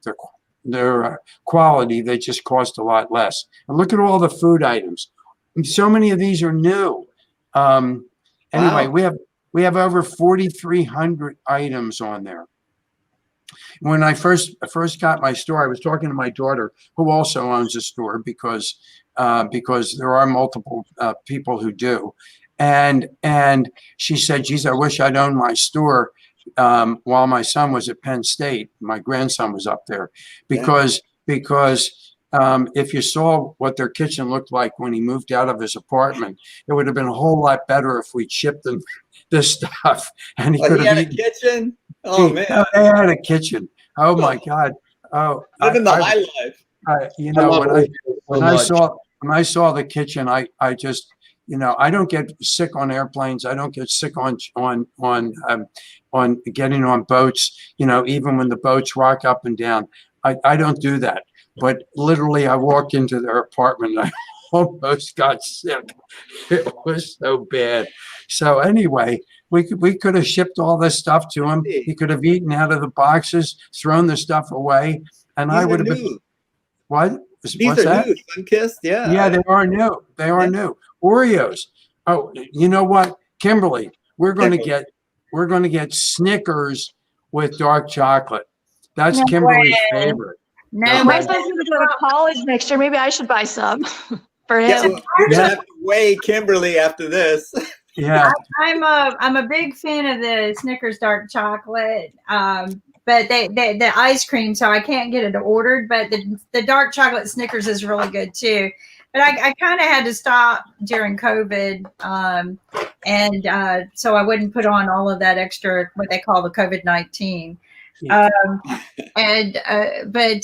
absolutely right. The dark chocolate is the bomb, and it's clearly you haven't put on COVID-19, Kimberly. Oh, clearly, Kimberly. No, Kimberly has not. I was freshman 15. I didn't hear of COVID. Not at all. Well, I mean, I appreciate it, guys, but we are at the top of the hour, and I'm going to thank everyone for watching IBM.TV. Make sure you go watch The Gamer's Den, which is now, and tomorrow is our Medical Friday with some wonderful doctors who beam in and out from all over the world to share with us the inspirational messages that we need from around the world of things that we need to be aware of. Also, Spiritual Saturday is coming up, so everyone unite. Work together, bring us your message of what world peace is to you. We look forward to seeing you, and everyone, you know, just be thankful for the great things that we have in our life today. And let's look forward to what tomorrow brings and listen to our ambassador for right now.